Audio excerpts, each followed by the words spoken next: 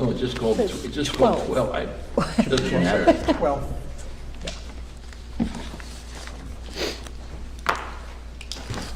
Okay.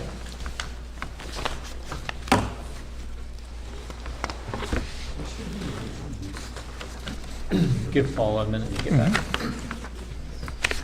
So then here's the I'm going to help him. He's got a copy now. Okay. I think I'll just make a little request. So my grandson's birthday present was he wanted to be the Penn State White House. I did it. He was the largest college football team. So you have the minutes, Leonard? I'm set, yeah. Thank you very much. All right, so it's a little bit after 7:30, so we'll call to order the regular meeting of Rose Valley Borough Council for September 2025. First up is Pledge of Allegiance. Pledge allegiance to the flag of the United States of America and to the republic for which it stands, one nation, under God, indivisible, with liberty and justice for all.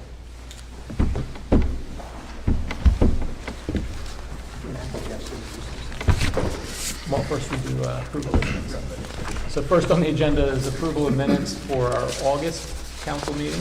Those minutes were circulated by Paula via email. Are there any comments or corrections to the minutes? I have one. I'd like to be referred to as Ms. like other members of the council instead of Mrs. Okay, that's fine. Thank you. I will make that change. And it doesn't have to be this month. Okay. What do you mean in August? Yes, You can change it for this Okay, month. all right. or for this meeting, starting this meeting, I would like to be referred to as Ms. Thank you.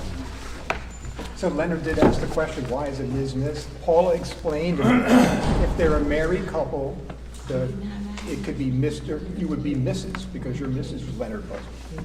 But if No, you're my not- wife's name is completely different. Then in that case, technically it should be Ms. So that's why Paula informed me that you say Ms. if they have different names, and you say Mrs. if they have the same last name. But if Shannon, Yeah, we can Shannon do would it. like to be Ms., she's gonna be Ms. Yeah. From now on. And just for informational purposes, I think it differs by institution, because I know, or my wife works at Bryn Mawr College, where there are a lot of Mrs., as it were. It doesn't matter on marital status. Everybody's called Ms. Marital status is irrelevant. Yep. Okay. Any think other that was the point. comments, questions, corrections to the minutes? Is there a motion to approve the minutes? So moved. Is there a second? Second. All in favor? Aye. Aye. That carries 6-0. So that takes us to public comment, but first we have a special guest with us this evening. We have two mayors in the room, so I'd like to introduce Swarthmore Mayor Marty Spiegel and invite him up to address the board. Is this on? It is. Okay. You don't have to be right up on it. You can just stand there. Thank you. For those of you that don't know me, I am Marty Spiegel, the mayor of Swarthmore. For those that do know me, I am still Marty Spiegel, the mayor of Swarthmore. I came tonight just to offer some short words of thanks to the borough, on behalf both of the Swarthmore Borough Council as well as the residents of Swarthmore and neighboring communities for your assistance in getting the emergency ambulance advanced support system up and running. Those of you are, I'm sure, aware that when Crozier closed in May, went into bankruptcy, we were left with essentially virtually no advanced life support ambulance services serving the county. Crozier had been providing that service for years at a substantial deficit to them, probably one of the reasons they weren't doing too well financially. But it also was a service that we in the boroughs did not have to pay for. So the county was essentially county boroughs were getting emergency advanced life support ambulance services at no cost. When Crozier closed, that service went away and we were scrambling to figure out how we were going to provide advanced life support services to our community. Those of you that, you know, I'm sure you've been through this, but just for the sake of short repetition, there are two types of ambulances.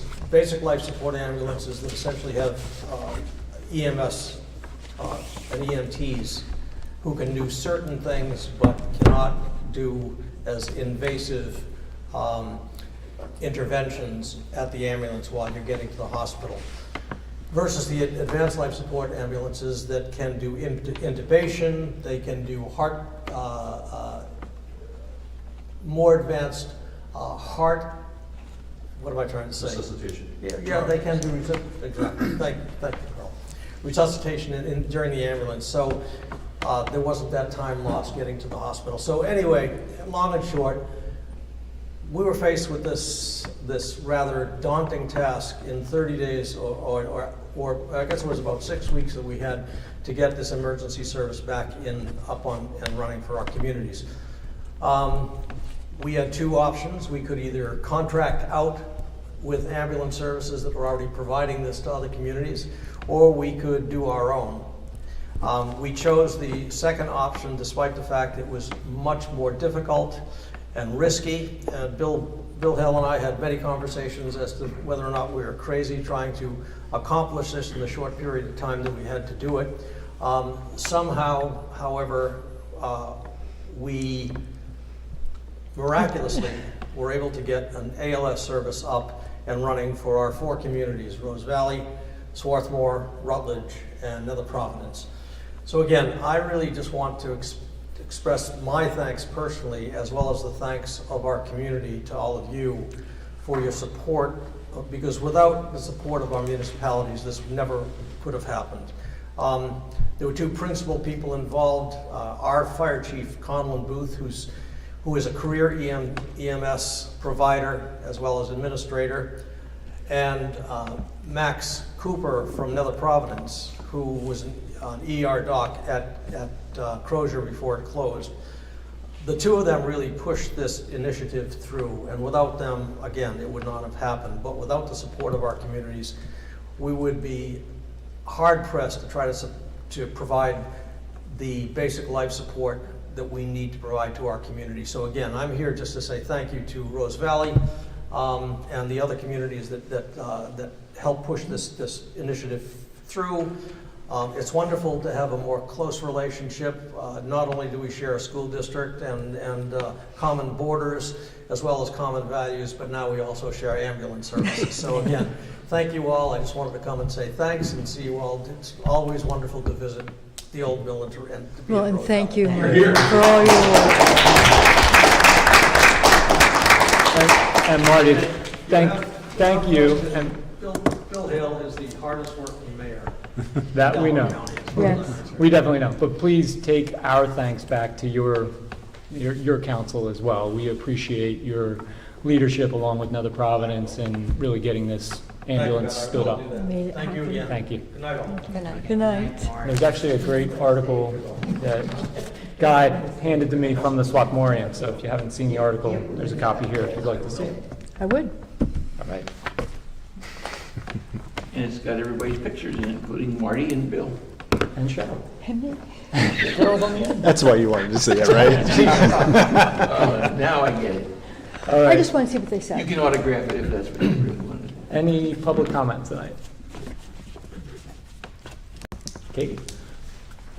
So, do I stand? What do I do? You don't have to. Sam, just so we can hear you, however we can hear you best. Okay, let me know if you can't hear me. So, I understand on the agenda tonight is the snow and ice management contract for the coming year. I've also come to understand that despite recommendation from the EAC, lining as the pre-treatment before a storm is not going to be part of the request for proposals. And I just wanted to take a moment or a few before you vote to express my disappointment because Ron and I put a bunch of time, Ron Klug and I put a bunch of time into researching this starting back in February. And without a doubt, using brining as the pre-treatment before a storm, when appropriate and if done correctly, is the new standard for ice management. And I understand that there is concern that other municipalities in our immediate area do not use brining. I don't see why we can't be the first. We are not restricted by the fact that we don't have our own works department. We don't have to pay for our own brining equipment. We don't have to pay for our own brining truck. We already contract out the service. We can choose someone who, as a responsible bidder, has brining equipment available to them. There are a number of municipalities, and again, I had very little time to gather this. I didn't realize it was a concern, or I could have brought more information. But we know that Middletown in Bucks County, White Marsh Township in Bucks County, Haverford Township, Upper Darby, I think all of Erie County, all of Lancaster County, they all use brining. With no commentary or sort of caveats about the size of the borough or township involved and the amount of traffic on the roads. So it is true that in my research I've seen that traffic on roads, more traffic, means that solid salts work more effectively. I have not seen that anywhere about brining. And in fact, for all of the contractors I spoke to, including representatives from professional snow and ice management organizations, none of them said, oh, you're a small town, you have kind of low traffic roads, brining won't work for you. Nobody said that. And in fact, one of the contractors who I spoke to, whose bid I provided, I think, with the information, not bid, but sample contract, their charge for salt versus brine is higher than for brining. And so one would presume that if they have a vested interest in doing salt, they would have said, oh, brining won't work for you. That was not anything I heard. And so I would ask that we at least leave our request for proposals open to learning more about whether or not brining is appropriate for our community from the professionals who do ice management every day. And I can provide many more sources if that would be helpful as we go through the process of requesting bids and then evaluating them. We need to get this request for bids out like now, though, right? Sooner the better. Sooner the Can I maybe better. note a support on that? There was a time, I don't know, I wasn't involved with the contracting of the street clearing or anything for snow removal or moving, but I think it was an option that the contractor could brine before it, because I've seen Long Point brined a number of times before plowing occurred. And it wasn't every year, but there were years where that happened. And of course, we have pretty steep bills. So it would behoove somebody to save the expense or any kind of liability concerns to have that in there and promote that as it was used and effective I know on our street. And I would think a lot of hills in Rose Valley, particularly Rose Valley Road. Gosh, that's treacherous when that freezes. You know, the downhill coming up, leading up to the Mill Road from either direction. That's PennDOT that does that. But wouldn't there be an expense involved, an additional expense if we made it something that was demanded? We wouldn't know until we include it.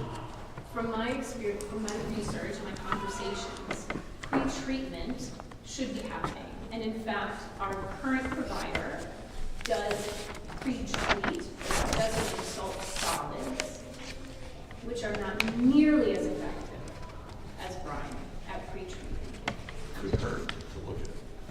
That's a good point, too. And when I spoke to Marlon about Mr. Marlon, who is our current snow and ice management provider, when I spoke to him about brining, he's been doing our roads for decades now, perhaps.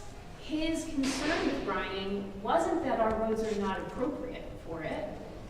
His concern was that he didn't have the equipment. So, and he has brining equipment, his spreader's too big. That was his concern. And I would assume that as we were having a conversation, if it was that our roads get too little traffic, he would have said, your roads get too little traffic. That wasn't any concern that he mentioned. I have a question about the proposal. So, Is it, oh, I'm sorry. I was just going to say, we'll have a discussion when we get to that next on the agenda, I think. Okay, So- it was in response to it. This would be part of the EAC presentation. I'm happy to designate this as part of EAC. Well, And do you want to see if there's more public comment, and then we'll move into the EAC oh, I part of see. the I see your agenda? point. Yeah, that's as a courtesy to others, but then I'd like to Right. let Katie continue. Okay. Okay. Any public comment on other topics?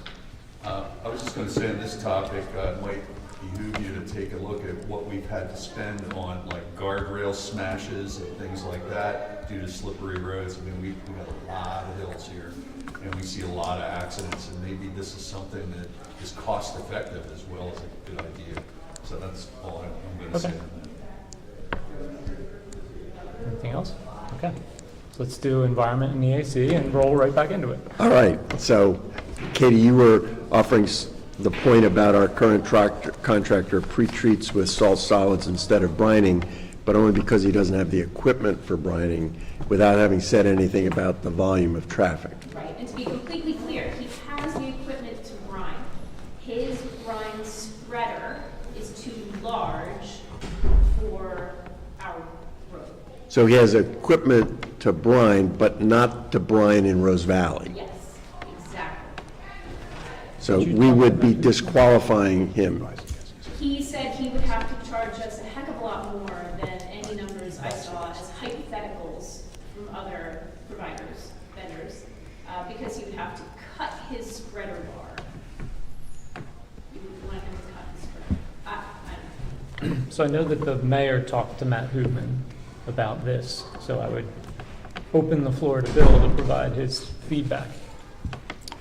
A little FYI on that too, just liquid is far more superior in melding, in preparation. You know what they do in Japan? They have warm water that they shoot on their streets continuously. That's all they use. They pipe it in, they squirt it on there, they don't use salt, they don't use anything, they don't have any accidents, it works. So brining as a liquid solution is probably better than a pre-solid. We're getting on that, so enough said. Yeah, so I talked to some municipality people and the borough engineer, and everybody agrees that brining is good for certain conditions, like PennDOT uses brining, and if you're going to brine or plow a parking lot, it's good for there. It's retained. There's usually curbing around the edges of the parking lot, and on state roads, fine. They have thousands, tens of thousands of cars going down there, and that helps prevent the snow from melting to begin with. So brine is adequate for those big roads. But I asked Swarthmore, Brian Tipping, their director of their Department of Public Works, and he said, we do not use brine, that it wouldn't be appropriate for our borough streets. And I talked to Nick Domenico, and he's the director of Public Works over at Nether Providence. And they tried brine once, and they felt it didn't do an effective job, and they do not use it. And Nick said that he doesn't think any of the municipalities that are in the consortium to buy salt, and they buy like 500,000 tons of salt through that consortium, Marple runs it and distributes it to, I think there's, 12 or 16 municipalities that buy salt through that. He doesn't think any of them use brine. That it's just, around here, it's just not the appropriate choice for snow removal. And these guys, that's what they do for their living. They are in charge of snow removal on people's roads. So I asked Matt Hoopman what he thought, and he said he would recommend we do not treat the roads with brine. So, What's the why behind exactly. all of those opinions? Well, Matt said it's just not, for small roads that don't have a lot of traffic, the brine's going to run off the sides of them, and you can only pre-treat with brine. You can't use it for control. Right. Once it starts to snow, you have to use salt. Yeah. And if the surfaces are wet beforehand, you can't use brine. So it's just, I think it would be a marginal improvement maybe, but all I can say is that's the advice we got, not to go down that route. And that no other municipality around here uses it. So Nether definitely did at one point, because the Public Works guys built the tank to do it, and they were very happy with it. I don't know why they no longer do it. There must be a reason that they stopped doing it. But I don't see any harm in including an option in our RFP to get a price for if we want you to brine, here's what it is. And if the contractor, if Marlin says, I don't have the equipment, no bid for that, so be it. Or if they say they do it, and in the interim, we, through further research, are more or less inclined to do it, we could choose it as an option. I mean, even if they do both brining and salting, if they would quote it both ways, still gives us time to do research and agree, looking at the prices and learning more about some other counties, not just maybe the ring around us. Well, and I think the option that we would need to include is that they do brine, like that we ask them to brine, because they're still going to have to salt. Yeah. The question's just whether or not we have the ability to have them brine as well. Right, so I'm not sure what the language would be, but something like, please, I think it'd be line the option item would be, provide a quote to do a brining pre-treatment for this set of roads, for, per event. And I actually would accept that if someone didn't do brining or wouldn't do brining for us, that they would say they can't, they don't, and they could still complete the RFP as we have had before, and we would just take that into consideration, that they're a group that can't brine, and they might be ruled out or ruled in because of that. Right. So it would just be a no bid on that option. Yeah. So just on the brining, I think the option really is the key to this, because brining is not always the best way to go. Like Bill said, if the roads are wet, the brining's not effective. It dilutes the salt content in the brine. It doesn't do the job it's supposed to do. It runs off the road, so it doesn't stick in the here and form the salt layer that helps keep the snow from sticking. So we would want to leave it open for our vendor to determine, based on the weather, whether brine is appropriate or whether salt solids are appropriate. But we would also want to have an option available in the bid for brining when it is appropriate. Because we'd have to specify that, because if we just left it up to the vendor, they'll give us one bid and they won't do it.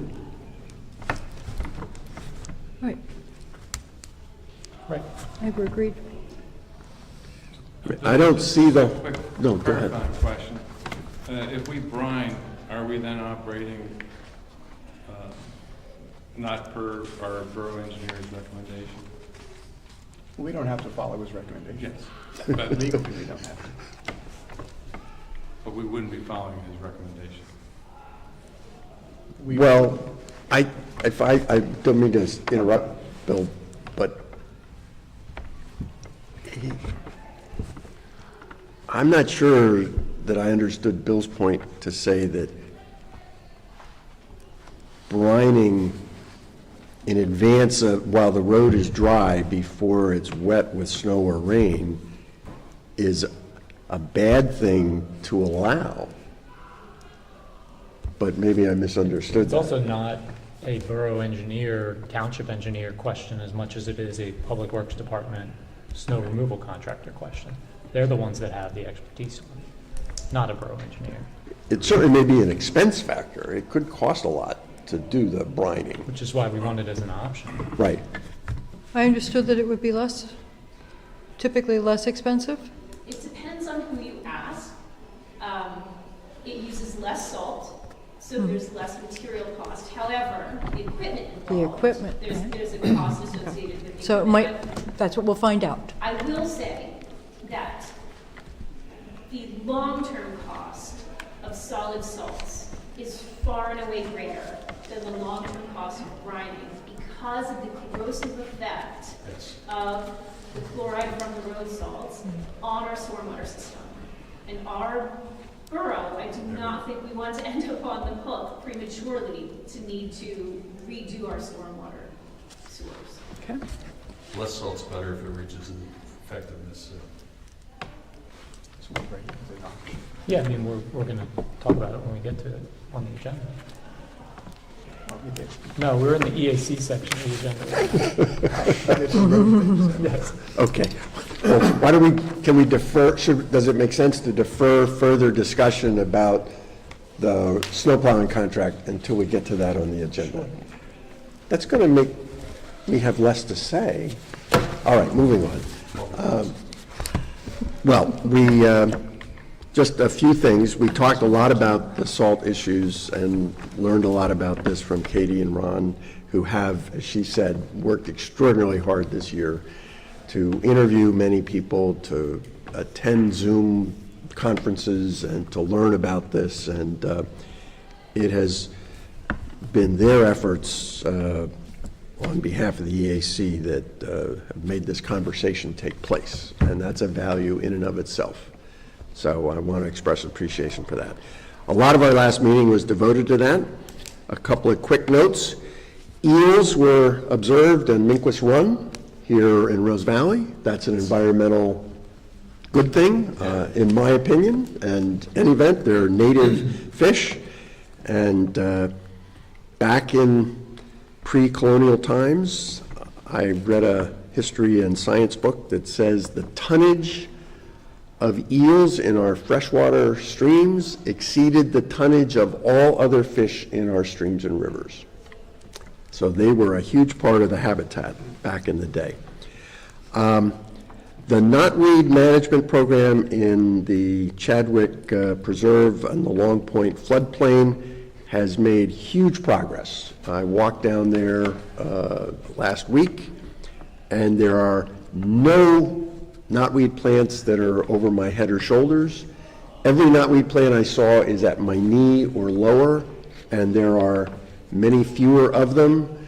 And this is the result of extraordinary efforts by volunteers to cut them down and store them, and relentless but very targeted treatment with glyphosate, painted on or sprayed with a targeted nature or injected into the knotweed to minimize introduction of that herbicide into the environment. And science suggests that we'll just have to do this indefinitely, because otherwise it'll repopulate, because there's knotweed in the river system, and it will repopulate, plus there's seeds carried by birds.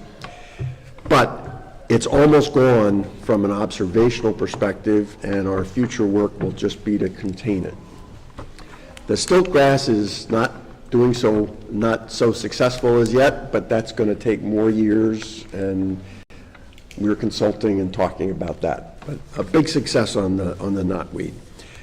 And Jim Audley is organizing another volunteer work day on October 19th to improve trails in the Salt Preserve, where there's some tripping hazards and some erosion, and searching for a way to do that is using native gravels that will be underlaying with a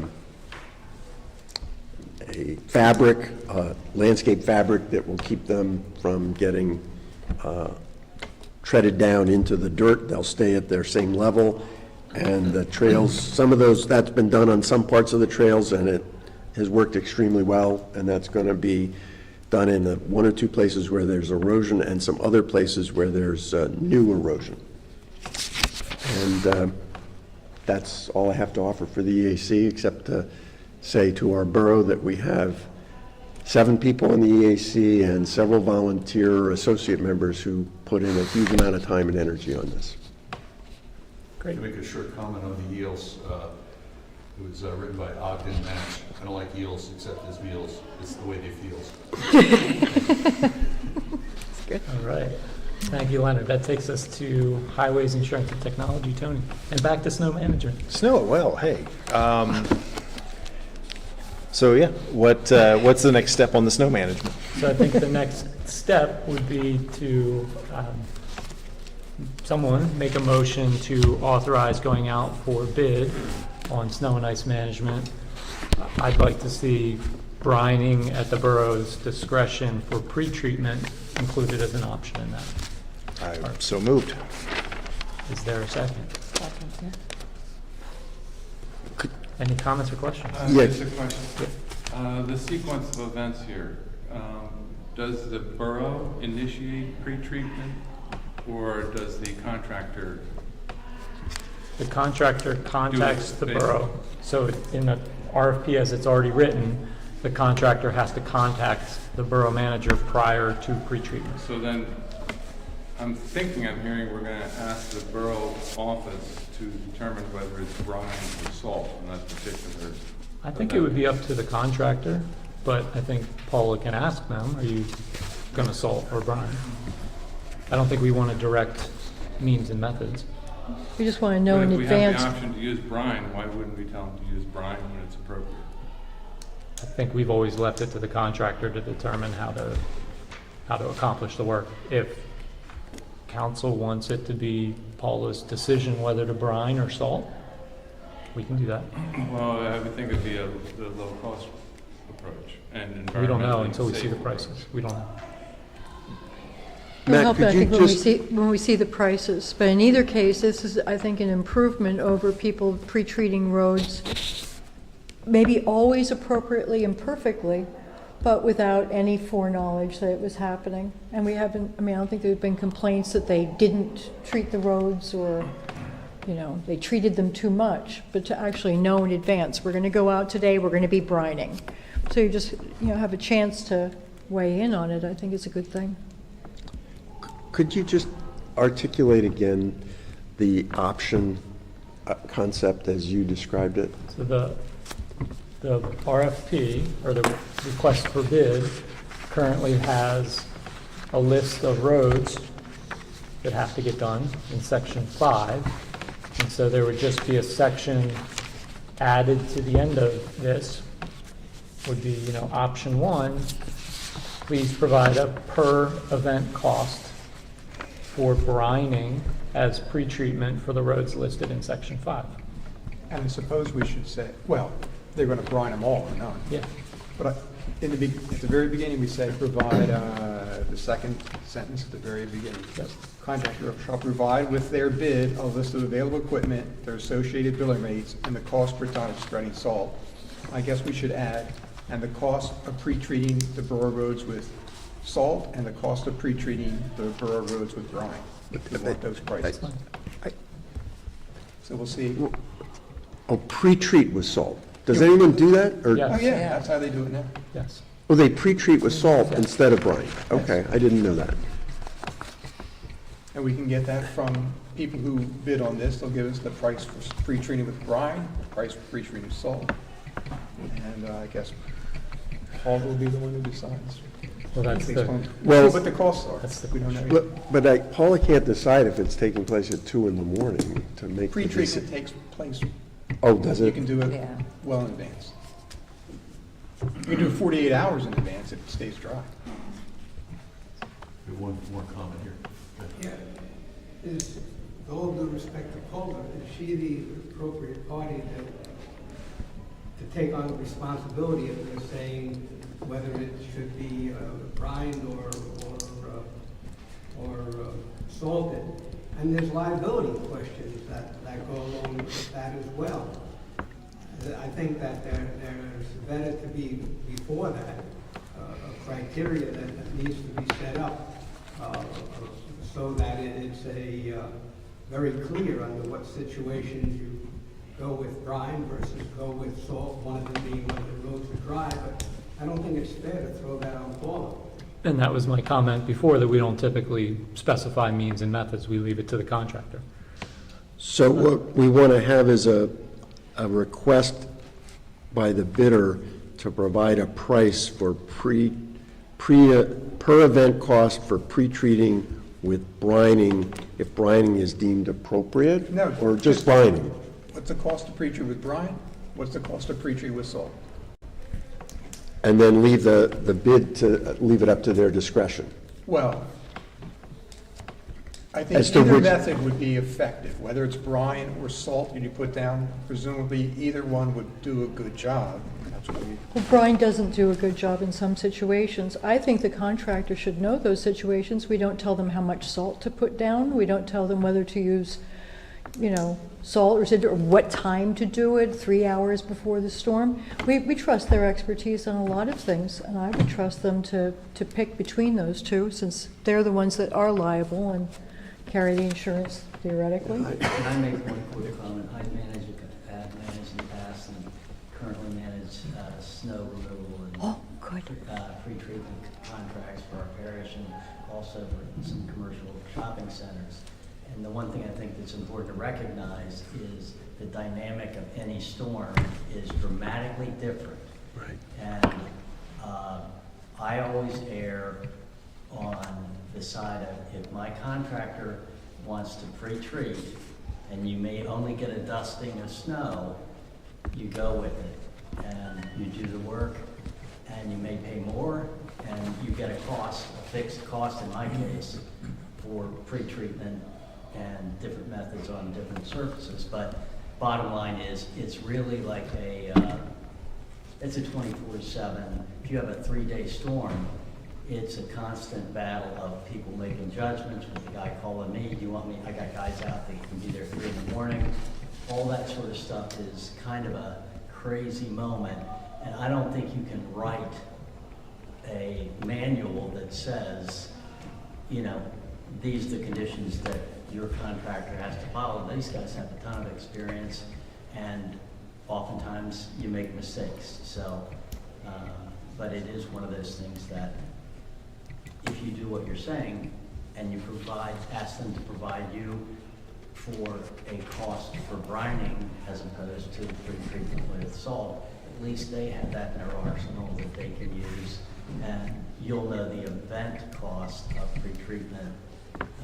And you may have 7 events, you may have 3, depending on the year. So, and they could be 3-day storms, and they could be,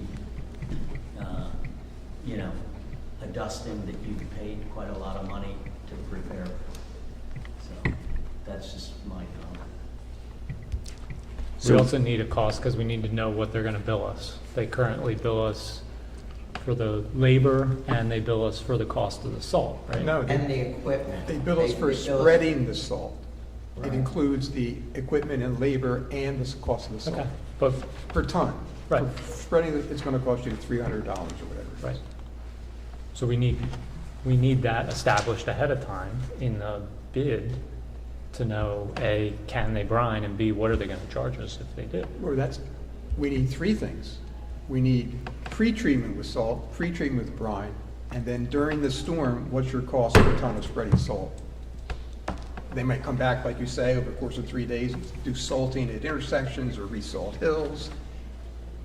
So there's 3 different things, three different costs. And you would never use brining in a mid-event No, you cannot use it situation. once it So starts. it's exactly as you It said. has to be on the Yeah. road long Yeah, before, that's what he said. not long before, but clearly On the dry before road. anything happens. It can't be wet, it can't be coming down, can't be any of those things. Yeah.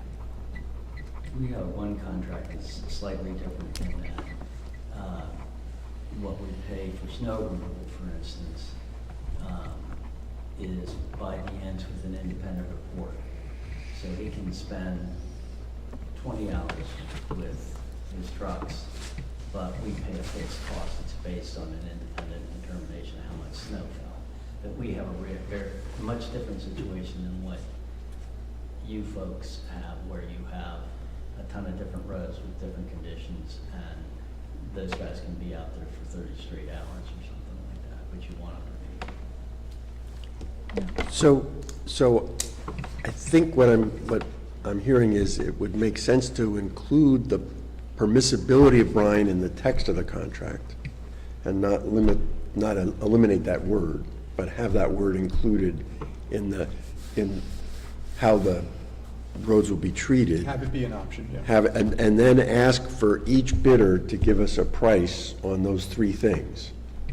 And maybe one bidder doesn't give us a price for brining because they may not want to incur the expense. But then we'll have to decide who's the most responsible bidder in some form or another. Is that? It'll drive the price down for the non-briner, that's for sure. What? The non-briner will have a lower cost is, If they want to Yeah, get the 'cause work since they're now not it's, offering. now it's a condition you're looking at, and if he wants the contract, they'll see that other people might edge him out because of that, so he might offer a better thing. I don't think that's necessarily true. I don't think, Laying brine down, I think, uses less salt than laying salt down. But the labor, And the equipment, the labor and equipment, I don't think you have trucks. if you don't stock it, if you don't But if the guys do stock it, they Startup have it. costs for doing And no, it's something that they have, the communities have. So I think that it may be cheaper.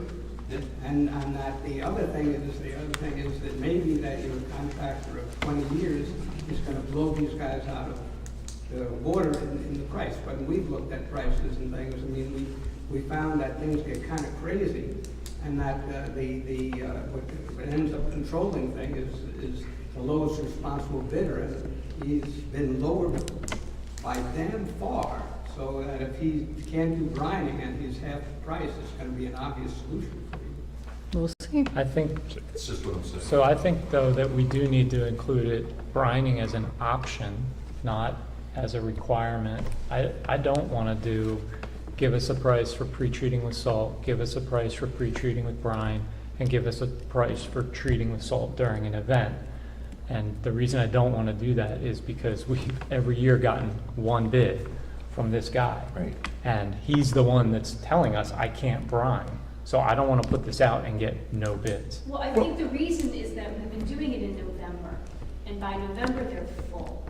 And he might be leaving spots open for us, and so I don't know. I think we get to the same, but I think we get to the same point by just including an option to give us a price to pre-treat with brine per event, because he's already got to give us a cost per ton of spreading salt. And that's going to cover pre-treatment and during the event. But it won't be a comparable price. But we'll know that as soon as he does it once. I mean, we'll get the bill for the first event, and if he pre-treated with salt, we can compare that. I think that's how you proceed. You can stop the disparity by, I keep confusing Leonard. yes, I'm easily confused. I'm sorry. you can control the disparity between the two by doing it your way. Right. So you want, Well, If you can bid. pre-treated with brine? Right, okay. one thing I should put on the table by way of further credit to the work that Katie and Ron did is Katie reached out to a number of contractors in the area, none of whom knew that Rose Valley was interested. And so those names will be provided to Paula so that additional bidders may be available. Add that at the top of my Right. list to remind Paula. Yeah, and that's that, and Katie, you should forward those contacts to Paula as soon as you can. But I'm sorry for being dim-witted here, but how are we going to compare bids if we get more than one bid and determine which is the most responsible? Well, we're going to see a number per contractor for the various things they're going to bid on, including brining if they do, and so we can compare those prices. So they are going to have to put in a number that, Or write no bid for the option. okay, Always so, no bid and option. what are the options again? Just that option. Just option one is going to be a cost per event to pre-treat with brine. And how do you compare that to the cost of pre-treating with salt?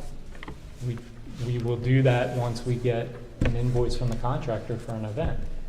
Well, you could ask them up front. Yeah, why not ask them up front? They What's the cost of charge pre-treating for with salt.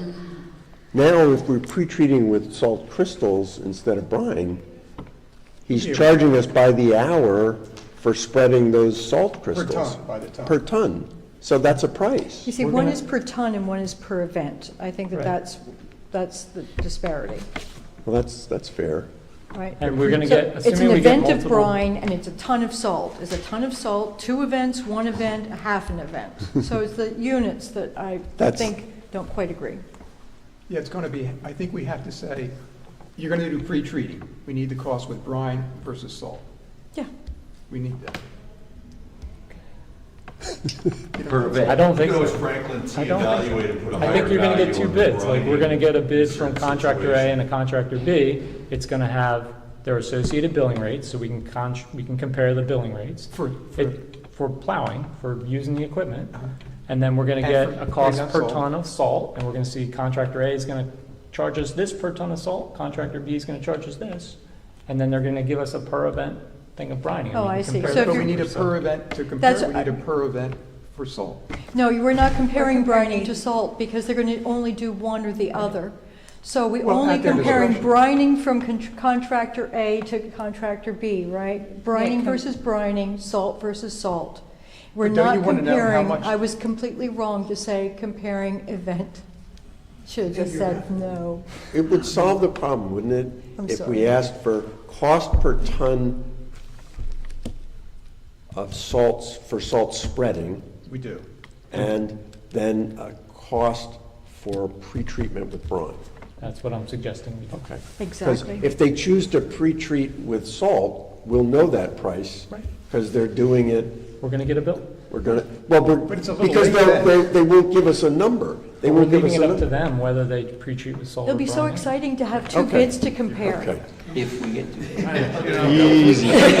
I mean, that's going to be the real fun Matt, part. We'll have I don't multiple want to belabor bids. this, but the option for brining, whether it's an event or what have you, does that require the bidder to literally drive the streets of the borough to figure out how much brine he No, needs to it's- put down? it's- As opposed to a it's unit specified. price for brining? I don't think asking them to brine, to give us a price per event to brine causes them to do any more due diligence than they need to do to bid. They should still be doing that to figure out how much Salt. salt, how long it's gonna take them to plow the roads, You all know, of I that. think we just ask unit price for salt. That's what you want. Yeah, Yeah, okay. And then we ask for a completed job for brining. That's, So you're it's kind of agreed. two different metrics. yeah, but they're still gonna look at the roads. It's two different metrics. I mean, they're all unit price based or completed project based, and you got something to compare. How do you compare, you have one, the brine that's per event, the other one is you're getting a price per ton of salt. Both of them have the same damn roads that they're gonna do. Both of them based on that, could figure out for themselves how much of materials they're gonna need. So I think you need to compare per event for brine and per event for salt. Otherwise, But they're not competing with each other. The brining and the salt, it will be one or the other. We're comparing different contractors and what they offer. somebody's gonna give, I presume somebody's gonna give you both for salt and for brine, and if you have per event and they give a price for both of those, you could see in the individual bid how much of a premium you're paying. Either way. But we're not evaluating the cost between Then them. you have no way to basically compare the price for brining. But we do, because He's right, because if they salt certain sections, as opposed to, let's say, the entire roads in Rose Valley, let's say they hit one area more than once because of the necessity to do that, without knowing the unit cost for brine compared to the per tonnage of the other one, you have no basis of comparison. Yeah, except But that we're we have comparing them to invoices. each other. So We have if we have we a want history. brining and somebody has it at $10 and the other person has it at 15, we can decide on other factors whether we want one contractor or another, because we want brining, or we say we don't. Right, I'm just, We also have years of invoices from Supporting what you're Marlin, saying about the and years. so we can look at what was his unit cost this year, and what did he charge us for pre-treating. But he doesn't break it out. We're not going blind. He does, But- he but- does, he does. So we received service 8 times last year. 5 of those were only for pre-treatment. Right. Okay. So we have, I think it was, I don't know, $1,820 at $315 per ton for the salt. And so that, and in those invoices, he itemizes the cost of the plow and the cost of the salt. Oh, so I'm looking at those invoices, and it looks like it takes around 4 tons of salt to pre-treat the roads, so we will know the answer. It doesn't take 4 tons of salt to pre-treat our roads. He used 4 tons of salt to pre-treat our roads. I'd like that on the record. All right. So if we we want to have an option that says cost to pre-treat with brine, Yes, and that's it. yes. And then a cost per hour to spread salt, Per ton, per ton, a cost per ton to spread salt. which we get anyway. But we should specify that. We do. Okay, good. And I think that would work, and if we don't get a bid, that there's no capability for brining, or they say no bid, we then will have a discussion on who's the most responsible bidder, and do we want to pay the cost of brining, but we'll get that information. And we've expressed a preference to use less salt, which they know will. Yes. And just one last comment. Last month, I had mentioned reaching out to Nether Providence to talk to them about doing our snow plowing. I did do that. We had done that once before, about 4 years ago, 3-4 years ago, and they didn't have the manpower or the equipment to feel comfortable taking that on. Their beloved Public Works manager, director passed away. In subsequent years, they have a new Public Works director, Lou DiDomenico, who came to the exact same conclusion, that they're just not in a position to do it. They're happy to keep that dialogue open and reevaluate it on a year-to-year basis, but they're not in a position to do that for 2026. I'd like to make one other comment too. Can you speak up? An incremental cost of brining versus the salt. My experience has been the number of snow events and the severity are going to have a much larger impact on what you spend by, 100% in some cases. You can have a low or no snow year and not spend a whole lot, or you can have just a huge disaster where you're spending a ton of money. So the point being, the incremental cost of brining versus salt pretreatment probably is not going to be a driving factor in your overall cost. Versus salt. And this is more, I would say that this is more focused on environmental benefits than financial. Because the snow will determine how big a bill you get. Yep. Although, as Katie pointed out, there may be financial benefits long-term through reduced use of salt. But We don't own that many storm sewers. yeah, but there's, yeah. There's some small gutters. All right, so since we have a proposal now, I We have will a renew my motion motion and seconded. to proceed. Right, okay, so there's a motion made and seconded to authorize sending out the bid request, or advertising the bid request with an added option for brining pretreatment. Tony made the motion, Shannon seconded it. Any other comments or questions? We're going to change it to they have to contract Paula before retreat. It's already in there. And should we say that it's their option? No, you just leave it. Yep. I feel like our I- comment period should be over. Sort of embraced the comment from the audience that leaving that up to Paula. It's not. Oh, okay. It's up, the contractor has to contact Paula and tell them that they're gonna pre-treat, but it's not up to her to tell them Okay, which option to do. got it. All right, all in favor? Aye. That carries 6-0.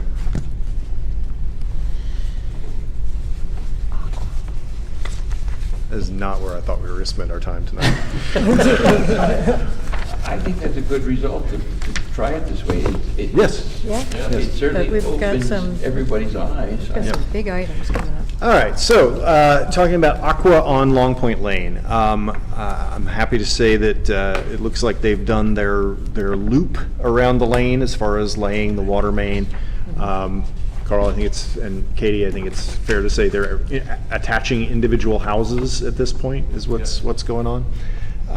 So the biggest part of the work is done, but it's still ongoing. Matt Hootman was in contact with Aqua, and they provided their numbers for what they would contribute to repave Long Point.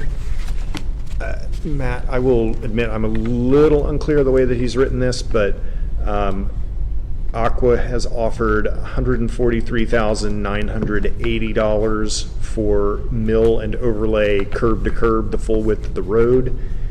And then for trench restoration, mill and overlay, they've offered $246,625. Are those additive? You do both of those, or is it one or the other? It's one or the other. So the mill and overlay means that Aqua does the trench restoration. So they'll come back out, they'll rip off the little patch that they have, they'll finish the trench restoration up to full level, and then you mill and overlay the whole street. Okay. The mill overlay, and that they'll give us, if that's the approach where they come back and do the trench restoration, but we take on the milling and overlay, so the grinding off the top of the pavement and putting Right. down new pavement, they'll give us $144,000. Okay. If we're willing to let them just walk away with roads in the current state, then they'll give us essentially $247,000. What about the rebuilding of the curb sections that they take out to attach to the houses? That's on them, That, I don't hear that language. because that's not part of the contribution offer. This So is we're just not- for we're gonna be repaving. without sections of curb after we just did all the curbs and now the water's gonna back up. No, that's No. not what he's saying at all. He's What saying is he saying? Aqua has to perform that work to They fix have to. that. So they're gonna pour the curbs and restore them. Yeah, They actually, I don't know about on your side, but I saw what they did at number 1, and they left the curb intact when they went down and put in the attachment. I saw, like, on Shaw's next door, they didn't do that. But maybe they do some others, they do it differently. He's at the top of the hill too, they work at the top of the hill and then they work down, so. So this is just what's having to do with restoring the trench and then doing the mill and overlay for the full width of the road. Is there any reason in terms of how the work is done that we would want to take on the trench restoration ourselves versus having Aqua do it? could be a scheduling advantage to it. If the borough did it? If the borough did it all, because I don't know what Aqua's timing is to do the trench restoration, so I guess in theory, there's a chance that we get held up waiting for them to do the trench restoration. I did ask, I responded to Matt's email asking him whether we have time this year to take this on. Right. Like, to put this out to bid and for award the contract and get it done this year. I did not hear back. I don't know if you did. Well, I talked to him and he said you should really let the trench settle for a number of months. And in a few months, it's going to be winter and the asphalt plants are going to be closing. So I think he's leaning towards doing all of it, but in the spring, after the trench settles. Okay. I haven't been over to Long Point to see how bad of shape are the roads in, because it means you'd be driving on them like that for the winter. Yeah. I mean, the trench patch is, it's a raised strip all the way around the. For now. The lane, for It'll now, settle. right. There are a couple of places I've noticed where it is actually sunk in a bit, and I would actually want them to patch, bring it back up to level before they disperse. But I mean, it's not fun, but it's not, it's not, They're doing good. They're doing it's a not good job of what impassable they're or doing. anything. And you figure a third of the houses are trenched in now, so, and that was a week, so you figure 2 more weeks, we're gonna have Long Point 2 to 3 weeks that done. Bill's saying we're gonna need at least 2 months after that. That's gonna put us in mid-December where the ground's gonna be frozen. I didn't do the math before. The asphalt but I've done plants it all now. have an arbitrary date by which they close. Depends on the weather. I say, I would definitely want to make sure that that trench is in its final, Is that another? its final resting place before we pave over That's a it. good point. Okay. So then Because it's the- already sunk a little bit. in The places. ultimate takeaway, so to the extent they make a contribution to us and we can get the work done for less, which Hootman is projecting we should be able to do, that's money that goes back into our, our highway fund, our road fund. So Hootman's estimate is that we can get the work done. If we only did the mill and overlay, we'll get to keep about $33,000, bless you. If we do the trench restoration and the mill and overlay, we'll get to keep about $50,000. So my inclination is to take on the whole project because it makes more financial sense for us, plus we don't wind up with a scheduling issue on the trench versus the mill and overlay, and we'll know that it's done right, that we can make sure the trench settles before scheduling the work. I wonder if we could go out to bid and get our prices and say, Aqua, can we tell you in January or something like that? If they find out, are they going to try and do the trench restoration without letting it settle, which they shouldn't do? Which they shouldn't do, If but they're going to wait till the spring, then maybe we can go out for bid and see what the prices are. Got a question. there's no deadline on accepting this offer. When we did the sewers, when they redid the thing with the pumping station, and we ripped apart Long Point, Delcora did that. that was Aqua again, right? Delcora. Of Delcora.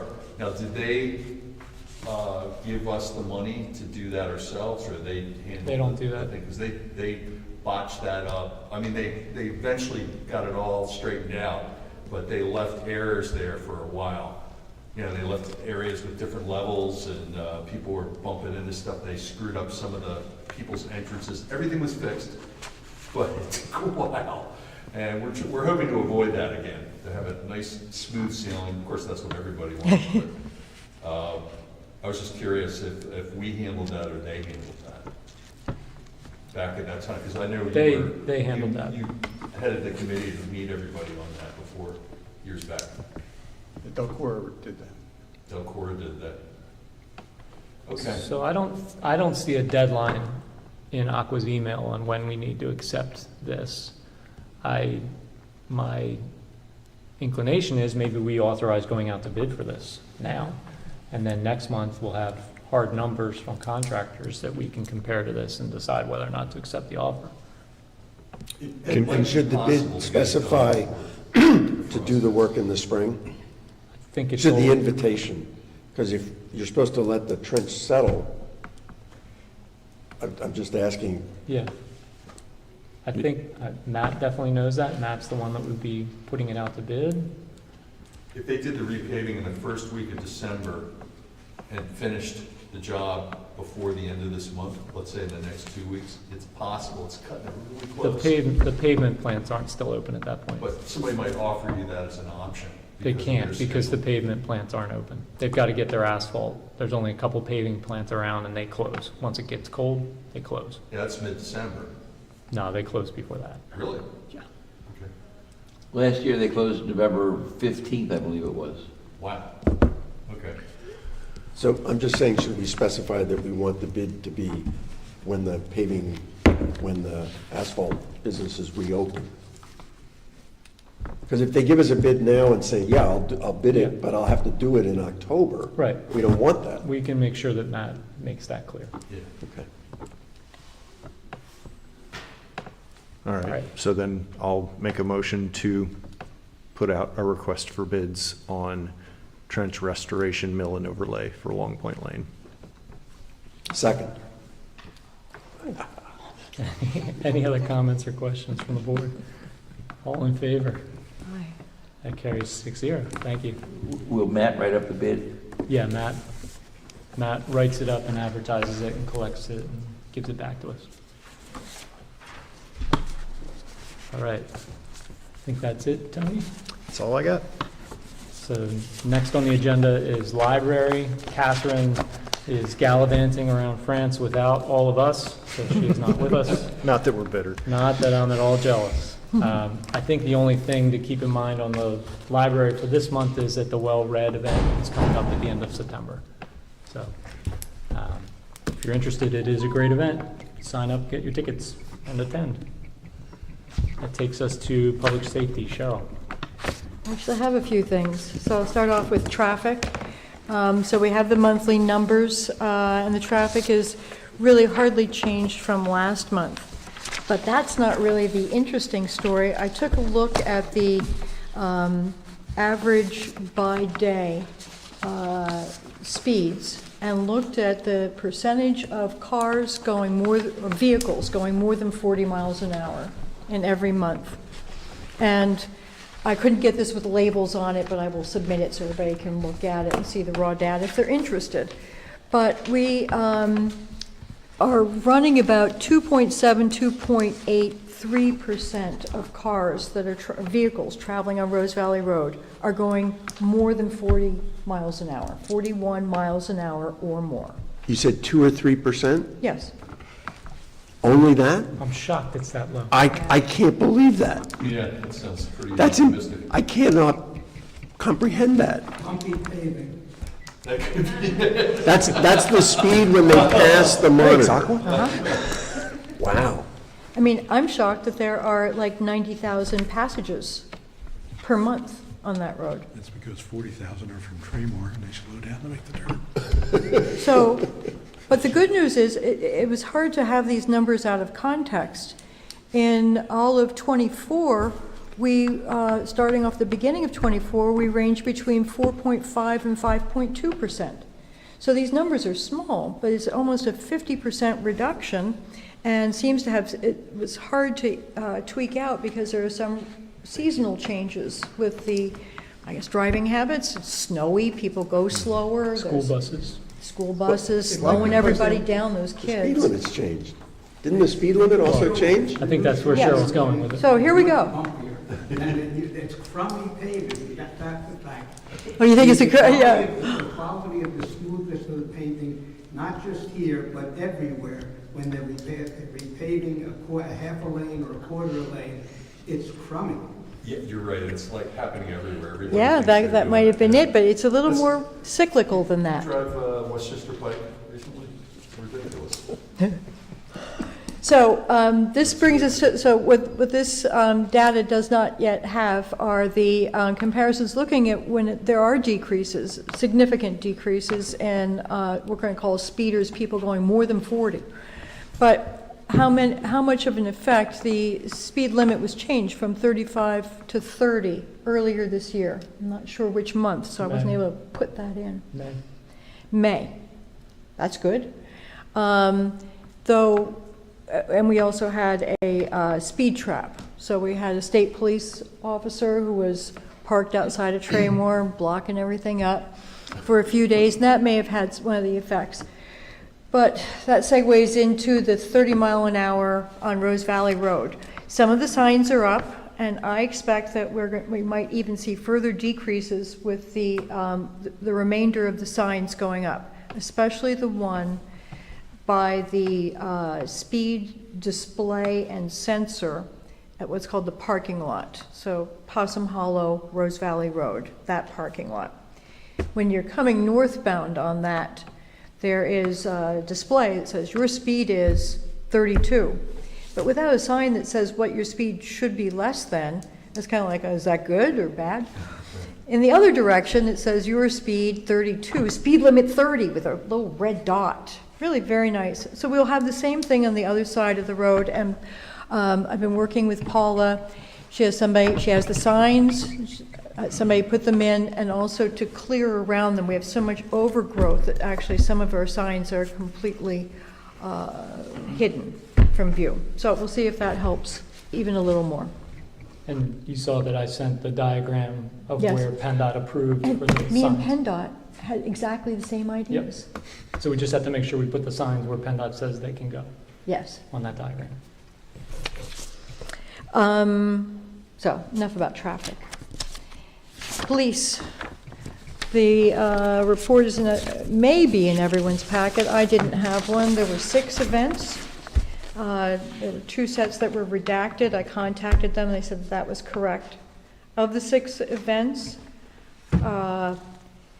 1 was just a referral to an outside agency. Of the 5 requests for services, there were 2 false alarms, 2 patrol checks, and 1 road hazard animal debris.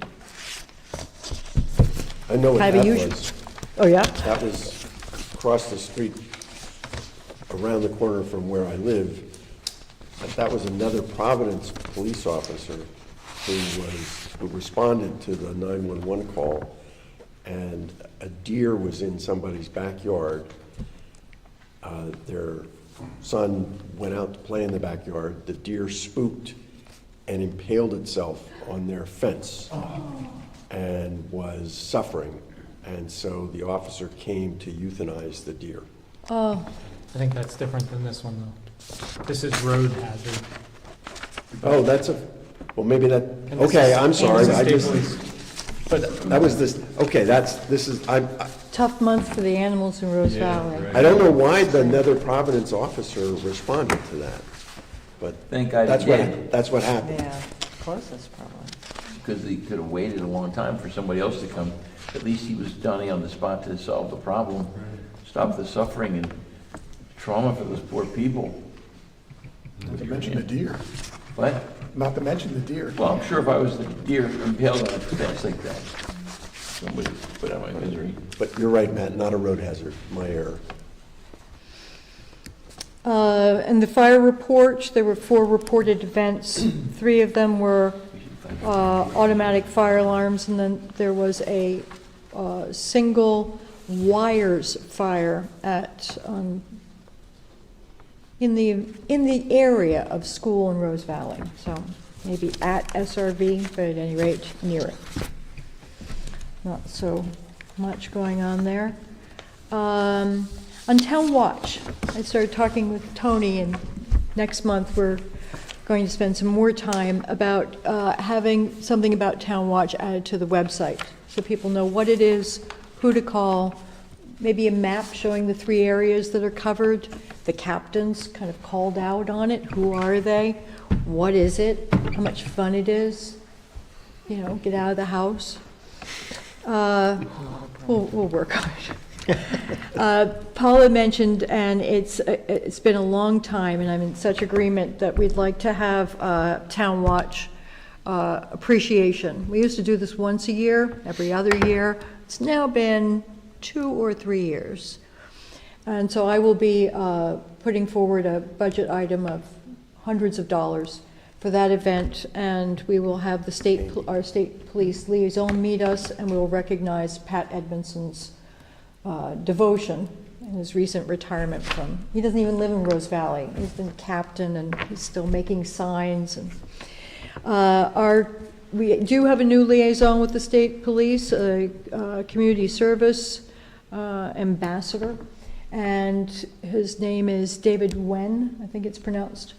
And he'll be joining us shortly next month for the public comments, just to say hello to everybody and whatever messages he has. He was invited, and he was enthusiastic to come. I think that's all for me. thank you. Takes us to planning. Shannon. Okay. The path update is that Jamie Lindsay signed the temporary construction easement to enable the contractor to work on the path and install the replacement landscaping on that property. Strines and Gruen Bescopi are reviewing their TCEs. Matt McCusker met with Jamie Lindsay and the Strines to discuss their replacement landscaping, and McCusker is having his landscape architect develop the landscaping plans for Thomas's, Cedars, Strine, and Lindsay properties. So that's what's going on with the path. So we've discussed with the homeowners along the path that the borough would be responsible for construction, maintenance, repair, snow removal on the paths in front of their houses. They've asked for that in writing. So that's one item we need to vote on, is providing a letter to the homeowners along the path that we will be responsible for maintenance, repair. I thought there was, as part of this issue, at least some of the homeowners had raised a question about liability, in addition to the things you mentioned, in terms of where do they stand with that. Yes, and that they wouldn't have liability. Now, some of them have transferred their right away. Well, the Cedars gave us the little bit of land that was in the right of way. Yeah, which they. Some of them don't own the right of way, but some of them do own it. They were given it after they bought their property, and your advice would be? Well, there's a couple of things that you can do, and I guess that's where the council needs to discuss. Pardon? No easements. No? Just give it. Well, if the simplest thing is if they would simply give up the right-of-way issue with the path, we could prepare the documents necessary to make this happen, no cost to them. They don't lose anything, and it guarantees them that there's no liability. The borough is the owner of the path, is the primary liability. We have insurance that covers us up to the maximum under the Municipal Subdivision Tort Claims Act, which is the world's most complicated act. But they would have secondary liability under certain circumstances that's not covered by the Municipalities Tort Claims Act. So therefore, the liability is unbounded. In other words, ours is capped at $500,000 per person, $1 million per incident, and so on and so on. Right, Secondary liability, even though it's secondary, isn't capped at all. right. Now, I don't see something like that being monster big, and the borough, as the primary, could control a lot of that in terms of any settlement would be to let them off the hook. But But it still theoretically, it exists. What's covered by their homeowner's insurance? Well, that depends on your policy, but normally people have around here what they call an HO2 or an HO3 policy, and that would cover it. But if you don't have one of those policies, if you simply have, a basic fire and extended, it's called fire and EC, fire and extended coverage, which is a separate kind of policy, then you would have no coverage for that. I don't know that anybody having a house in this area as nice as these houses are would not carry HO2, HO3 ownership, but I haven't knocked on the doors and asked, so Does that cover tree limbs falling and hitting people? I'm sorry, what? Carl, that's off topic. If they're on the trail, they get hit by a tree limb, who gets sued? I don't want to do the individual what ifs, because we'll be here Got a all lot night of trees here. playing that. Yeah. The question is there a way that we could get everybody to deal with the right-of-way issue so that nobody owning the property now or forever would have any liability? And secondarily, it really doesn't change anything because it's a piece of right-of-way property. It's not like they've got their child's play swings in the area anyhow, that sort of thing, because there's limitations on what they can do with the right-of-way. Right, and without that, we can't really put into the letter that they have no liability. No, we can only do what I said about the secondary blah, blah, blah. Right. But no, we cannot do, we can't say they have no liability. So But then the fact remains for a sue-happy person that sees the level of the value of the estate and what they could sue for, if they get hit by a tree limb, for example, and our policy doesn't cover it, and they didn't, maybe they had a If stipulation. a person gets hit by a tree limb, we have $1 million worth of coverage to start the ball rolling. We're going to cover it under 99.9999% of the time. That's a good The figure. question is, mathematically speaking, is it a guarantee? And the answer is no. That's all. So from a process perspective, though, does that mean that we first go out to get the right-of-way transferred? I'm confused on this word right-of-way. I thought the right-of-way was something that gave the borough the right No. to put the path there. So we I've been have here for the 35 right-of-way. years, The landowner owns the land. Not necessarily. Not all of it. Well, where the landowner, where we own the land, there's no issue. Right, Right. if we own the land, there's no issue. Right, And if but- they give the little parcel, which is Exactly. of no value to them, if they give it to the borough, then they don't have any liability. Exactly. That's So correct. isn't that the That's simplest the number solution? one solution, yes.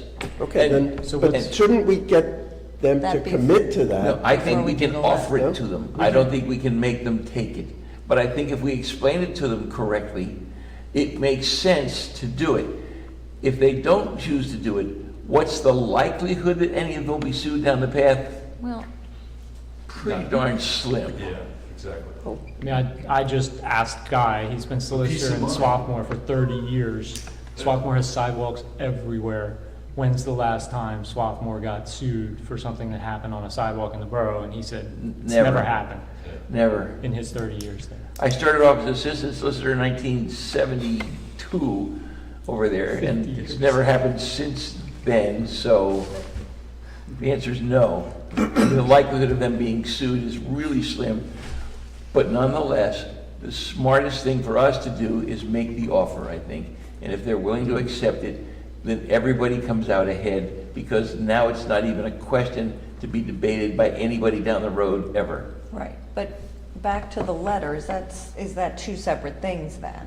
So what's on the agenda for tonight is to authorize the borough sending a letter to the, is it 5 homeowners that abut the path, or 6, depending on how Right. far we get, Yeah. that explains that the borough is going to be responsible for the cost of construction, putting it in, the ongoing maintenance of the path, Repairs. any snow removal that's done on the path, and then explaining to them that the borough is willing to accept the right-of-way to the extent they want to buttress their liability protection. Oh, so that's what goes in there, not that we're assuming the liability, we're just saying if you would like to make that happen, we can do that. Got it. We're going to accept the land on which the right-of-way But when you say assuming exists. liability, Yes. we are the primarily liable party under Yeah, the law of understood. Pennsylvania. Yeah. And we have insurance to cover all of that to the maximum allowed under the Municipal Subdivision Tort Claim Act. And I'll be glad to give you a copy of it if you want to stay awake some night. That's never But gonna it says that Still is the we are 99%. to the maximum, 99%. that nobody can sue us for more than that maximum. The likelihood of somebody being injured on one of those paths that would not settle within the limits of our policy is really slim. The secondary issue of there being a carryover to the people who own the property exists. But if they turn over that right-of-way to the borough, Yeah. it no longer exists. And in perpetuity, the path is safe, the borough is safe, and all the future homeowners are safe. Right. They're turning over the land on which the right-of-way is present. They're deeding over the land. They're not Yes. giving us the right-of-way. We Correct. already have that. Correct. Okay. That's correct. Yeah. If I said it badly, forgive me, No, but that, no, you I were just wanted to be right. clear. Who writes Yeah. And some the other letter? homeowners that have done this, right? This has already happened The Cedars before? already gave it a Yeah, little bit. So, Yeah, on the Precedent, transfer, okay. yeah. Okay. Just, how many feet of pathway on this current grant have been approved and how many grants have we done? It's several grants. We have 3 grants, they total $326,000. And that's.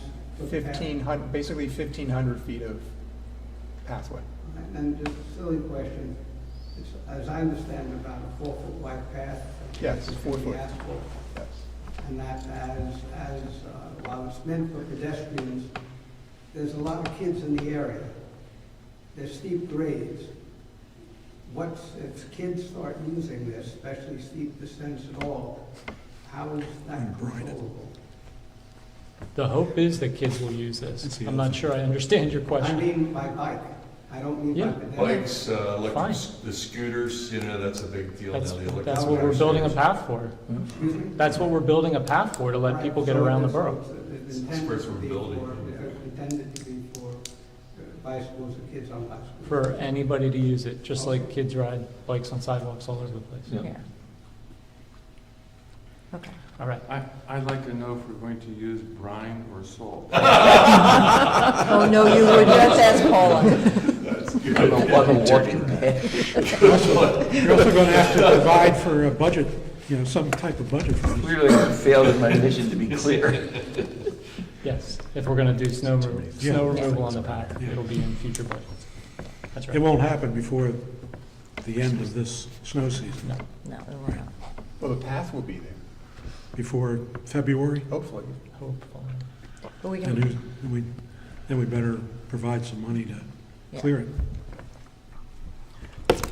So to go back to the letter, which is the genesis of this discussion, the letter would rightly come from Matt as president of council.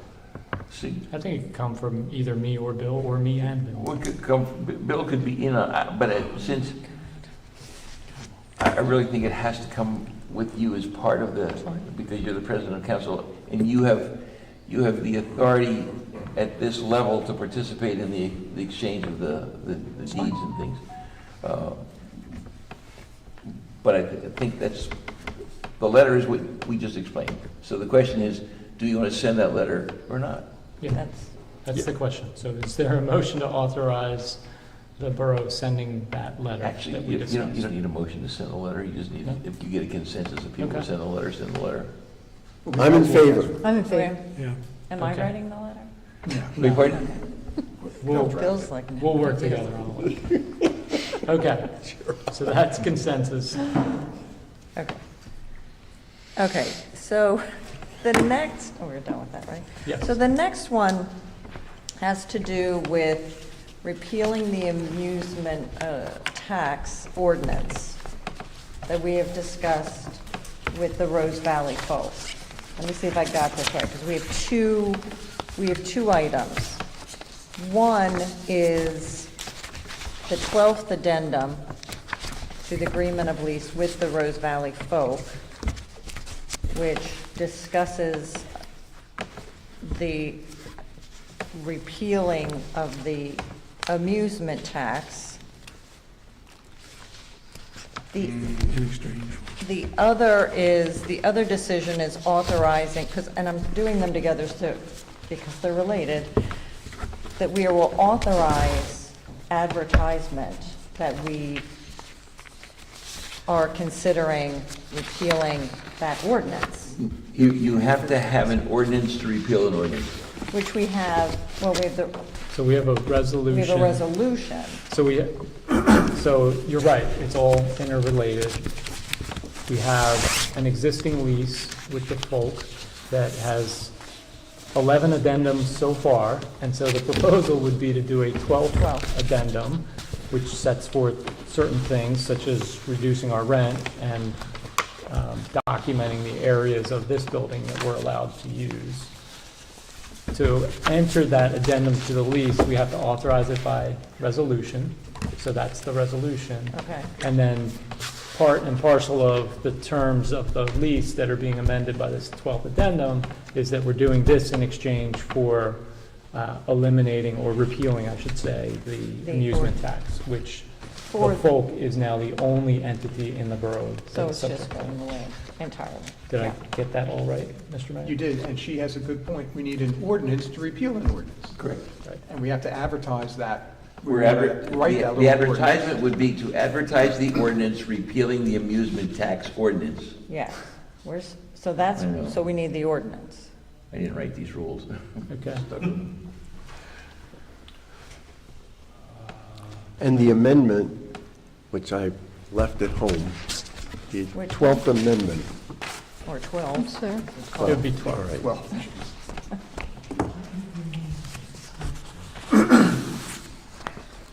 Question, if we're taking questions. Sure.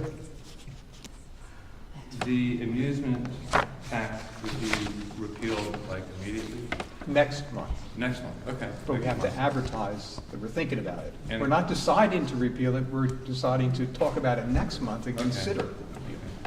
And then the reduction of our lease amount would take place in 4 years? No, well, in October, tonight, we It's were- not really a reduction, it's a reduction in the future. In 2030, it would be not increased. Is that correct? Yes.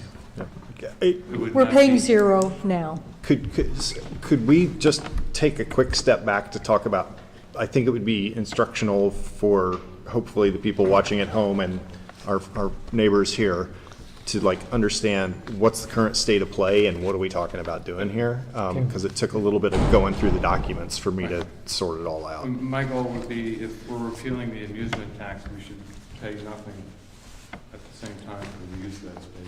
And that is the deal. That's Okay.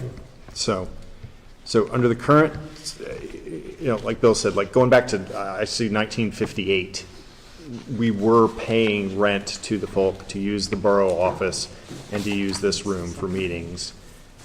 Like Matt said, the current lease was signed in 1975. It's been amended 11 times since then.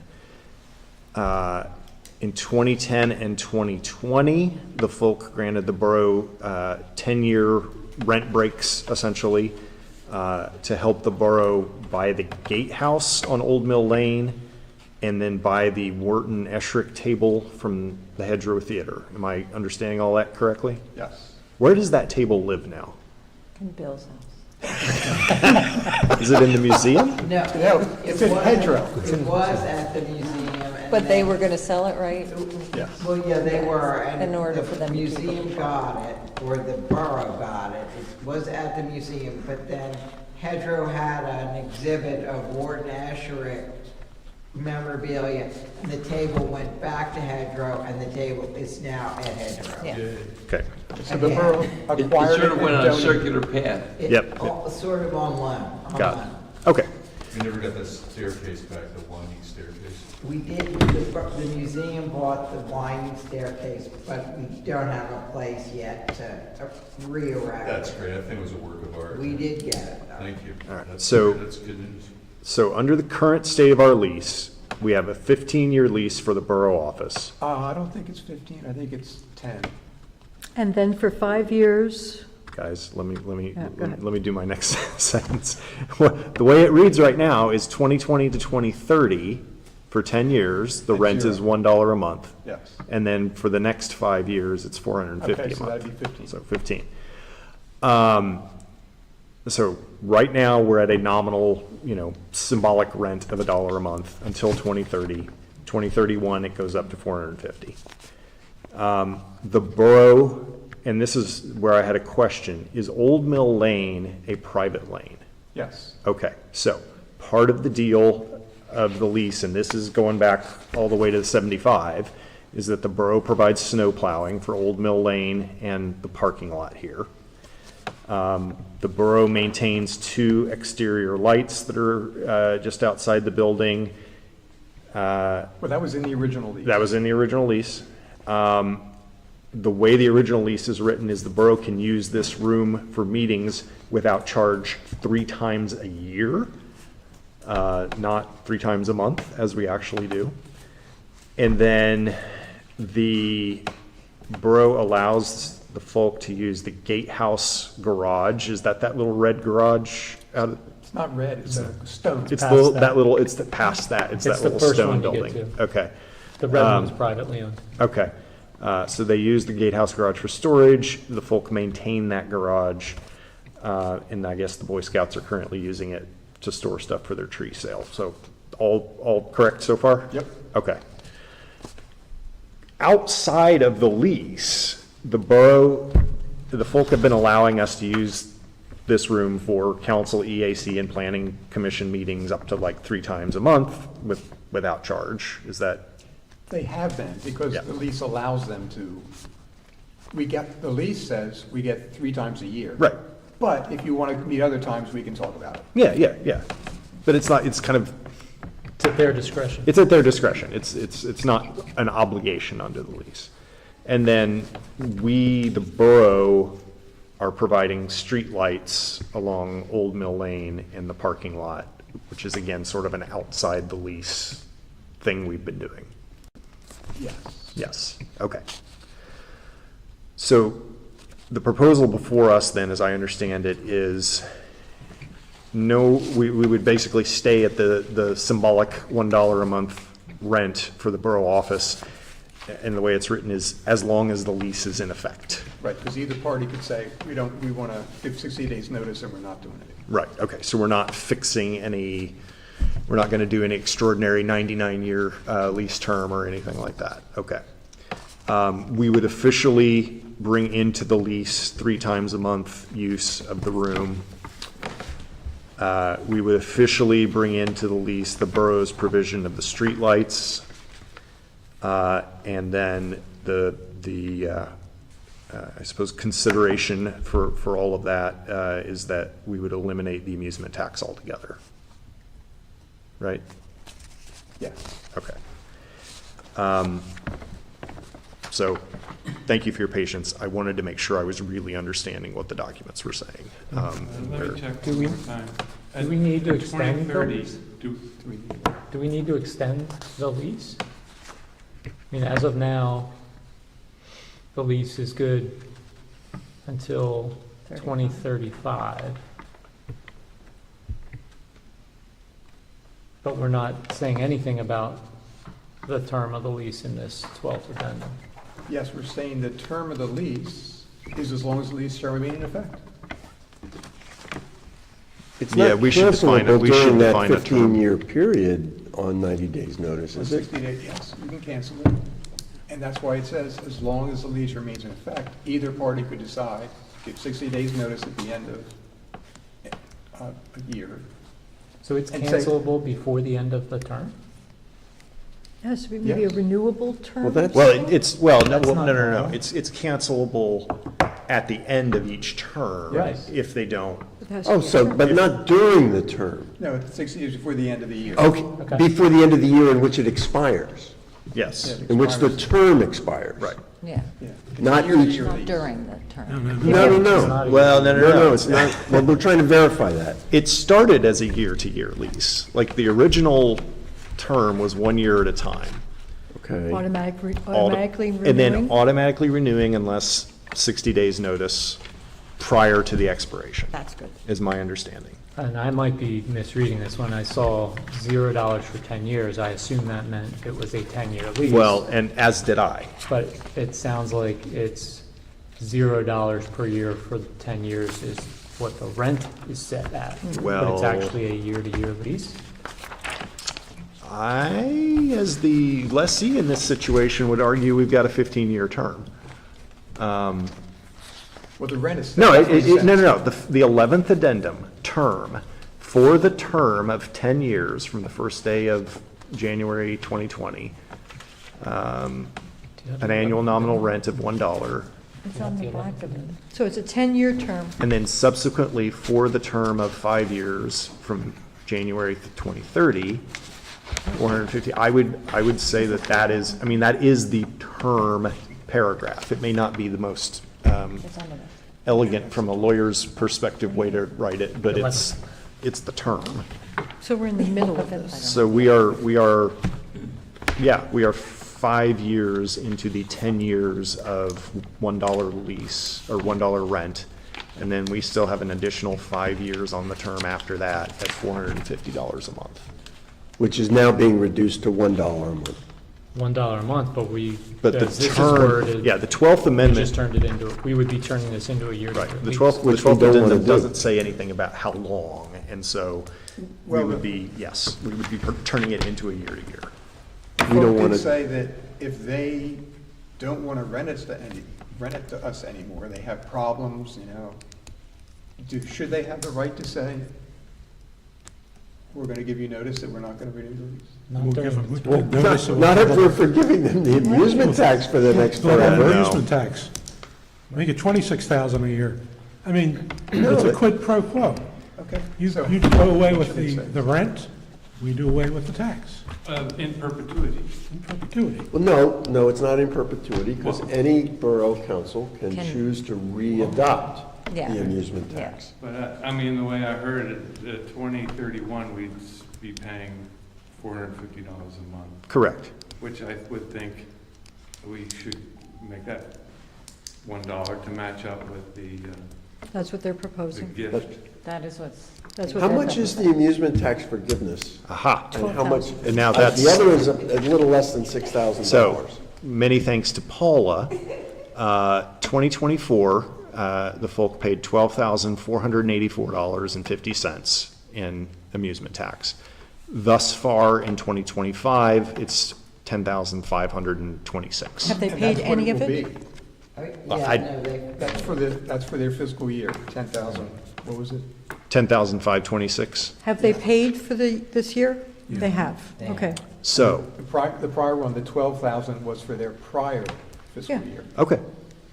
So yes, the quid and the pro quo are not quite the same dollar figure. Now, I do also recognize that, they've helped us out in the past with things, and, but we're also providing services that have value that aren't necessarily reflected here too, with the plowing and The light. and the lights.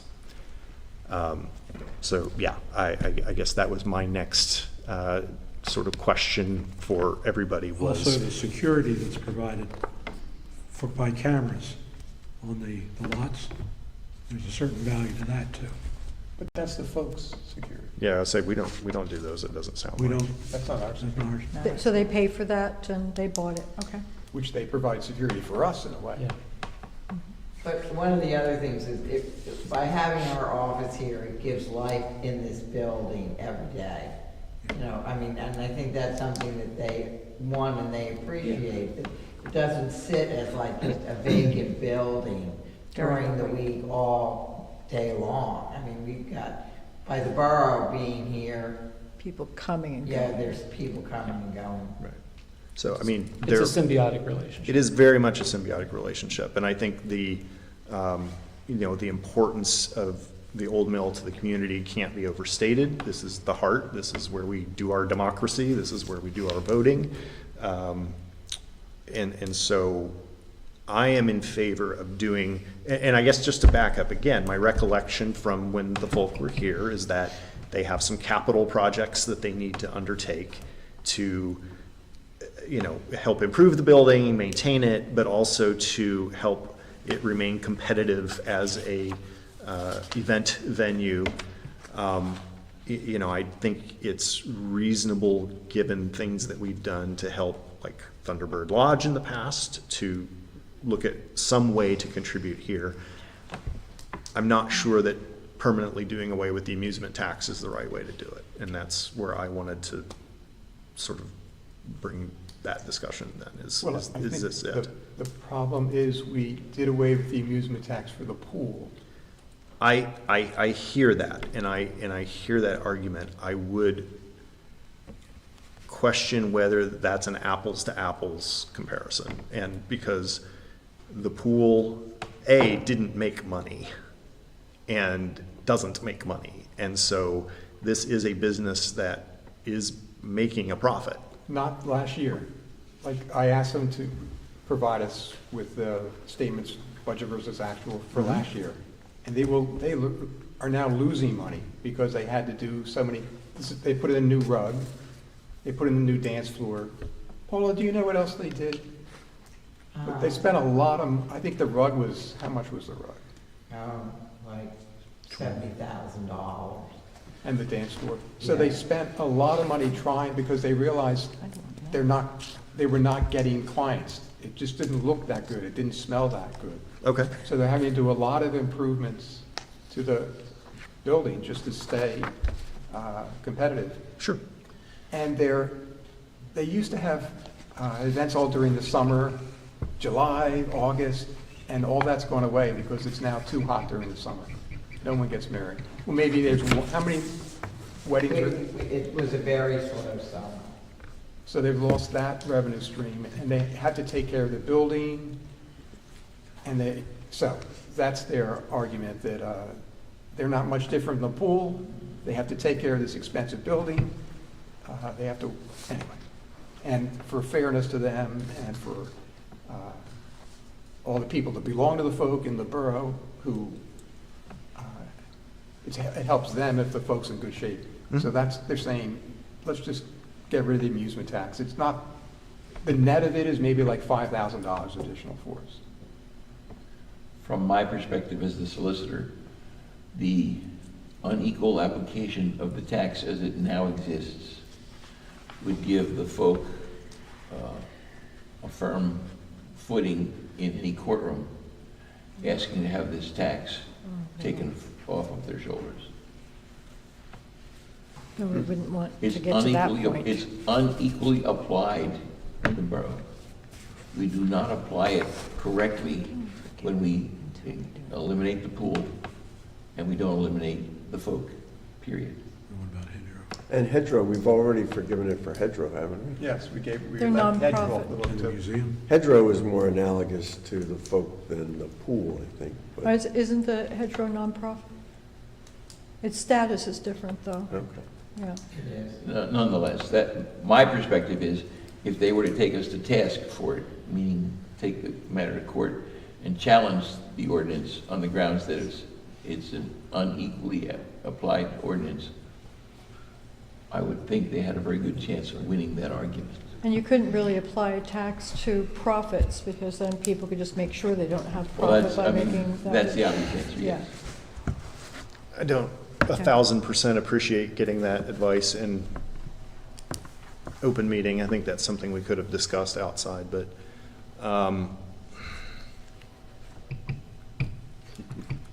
That's true.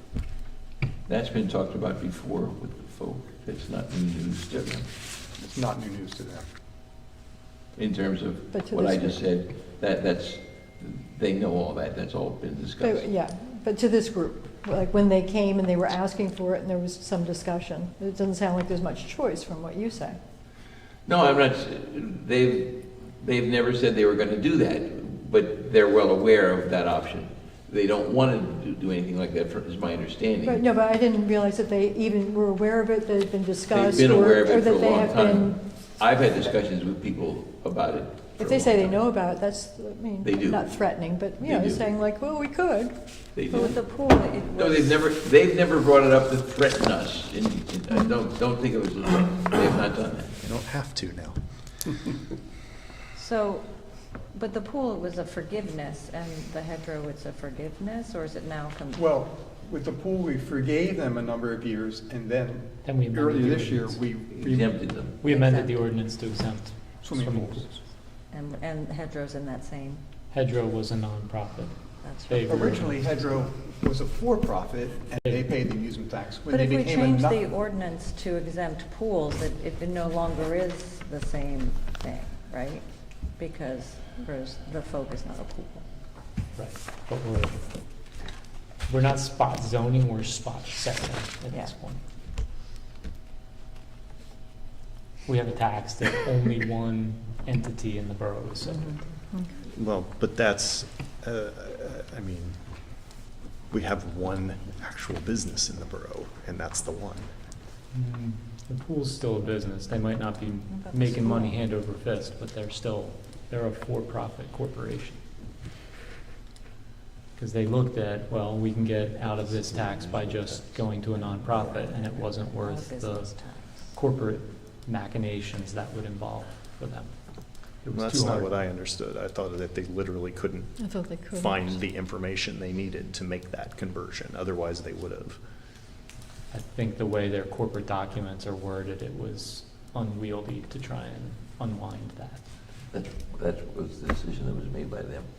It was just too complicated, too difficult, and might not have worked.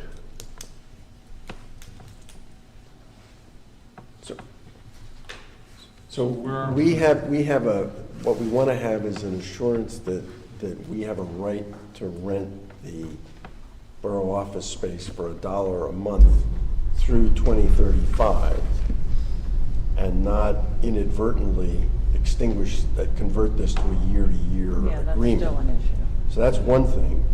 But then what we're doing is we're abandoning the amusement tax for 5,500 hours. We say 5,500, 400 hours in payments and rent, starting in 2030 and for 5 years thereafter. And we're giving up $10,000 in amusement tax revenue indefinitely, is the arithmetic. Because we don't pay anything in rent until 2030 already. Right. Well, we're also signing on to being obligated to maintain the streetlights. Whereas right now, it's something we're doing, but we're not legally Well, no one else is obligated. in a position to maintain streetlights because streetlights are, a municipality gets a special rate for streetlights. Fine. Not a lease obligation is only my point, is that is something we are doing. We put Well, the lease streetlights. obligation is, there were two outside lights originally. Yeah. And they added 3. And so, yeah, Okay. that's true. If they're covered, well, anyway, if they're in the lease, I guess.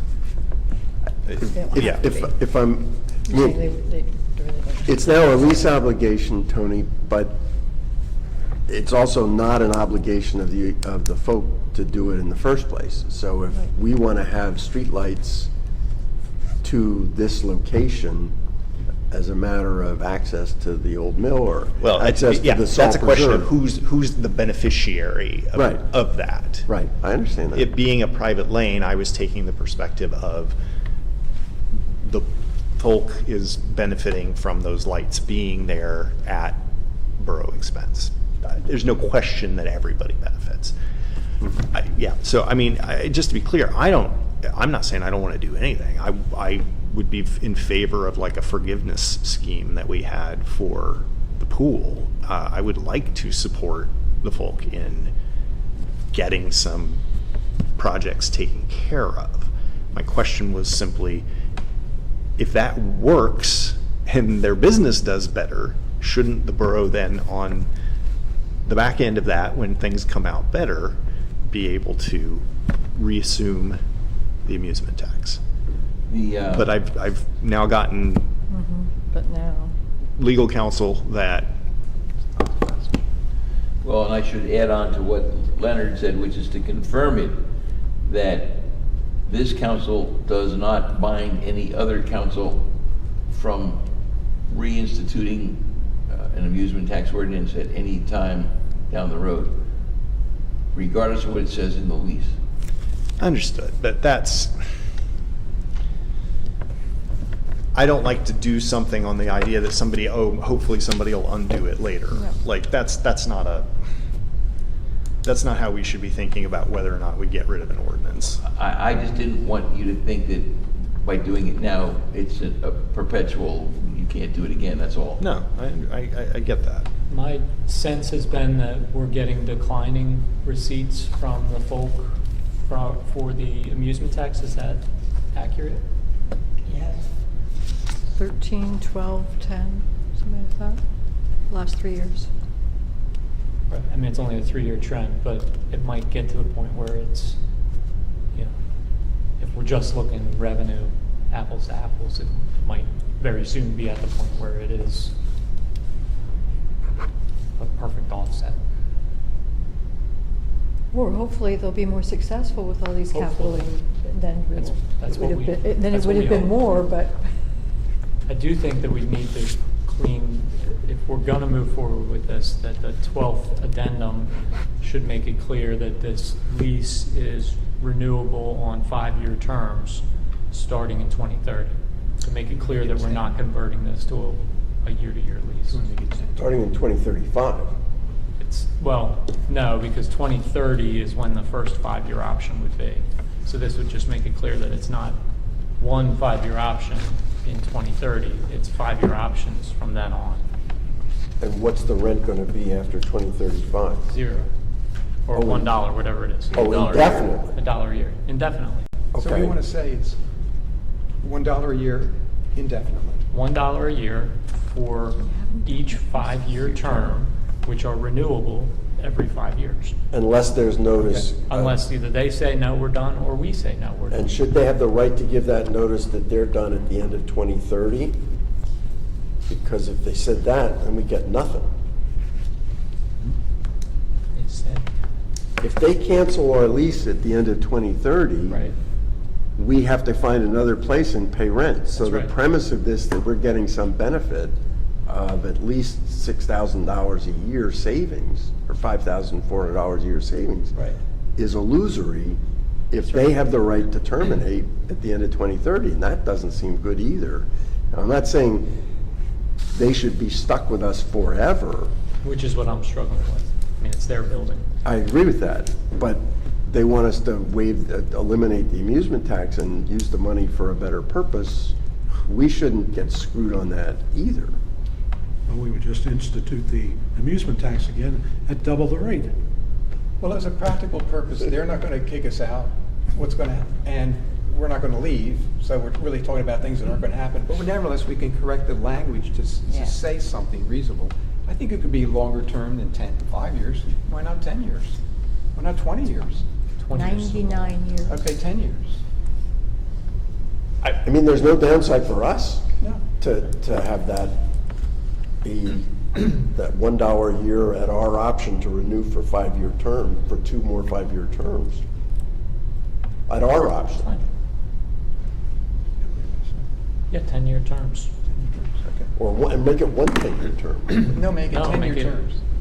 Renewable at 10-year Make what terms. Matt said. Automatically renewing. Starting with Renewable 25. 10 years instead of renewable. Starting in 25. 2030. It goes to 35. Starting now. Right, now through New- 35 Yeah, to 35. would be the first 10-year. Yes. Yeah. And then in that case, we would get that 5 years benefit that you were talking about. Okay. That's a net the same. Right. Right. But they would have an option to cancel it at the end of 2035 if they gave us notice. So You with want to say this, 5 years, because we haven't talked to them, they might say, well, we want to get out of it. I did. You talked me into 10 years ago. 10 I years. know, I'm an idiot. Well, I'm thinking that. It goes to they- 10 years right now. It goes to 2035 right now. Right now, it It's the goes to same term. 2035. Okay, so 10 years. Yeah. It's the same. Yep. And we should be in the business of getting 10-year renewals instead of year to year. or- Which we have been. Yeah, I know, for the Yeah. last 20 years. So can we still advertise? Well, that's a Well- we're looking over the addendum to see, does this make sense to us? Is everybody happy with the addendum without them changes? The advertising is for talking about next month. So we don't repealing- have to actually put the addendum in the advertisement? No.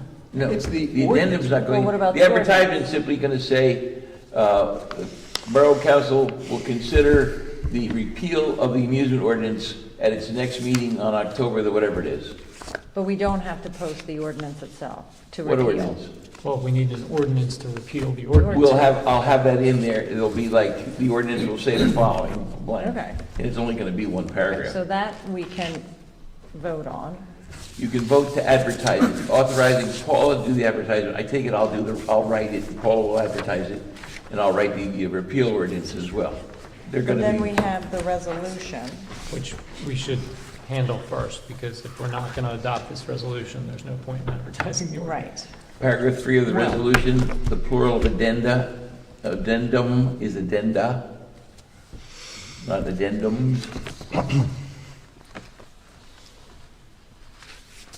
It is funny. Minor It's called contribution. 12 Addendum. And 12th is not, has a TH, I guess, in the end. Yeah. 12. Yeah, 12. addendum.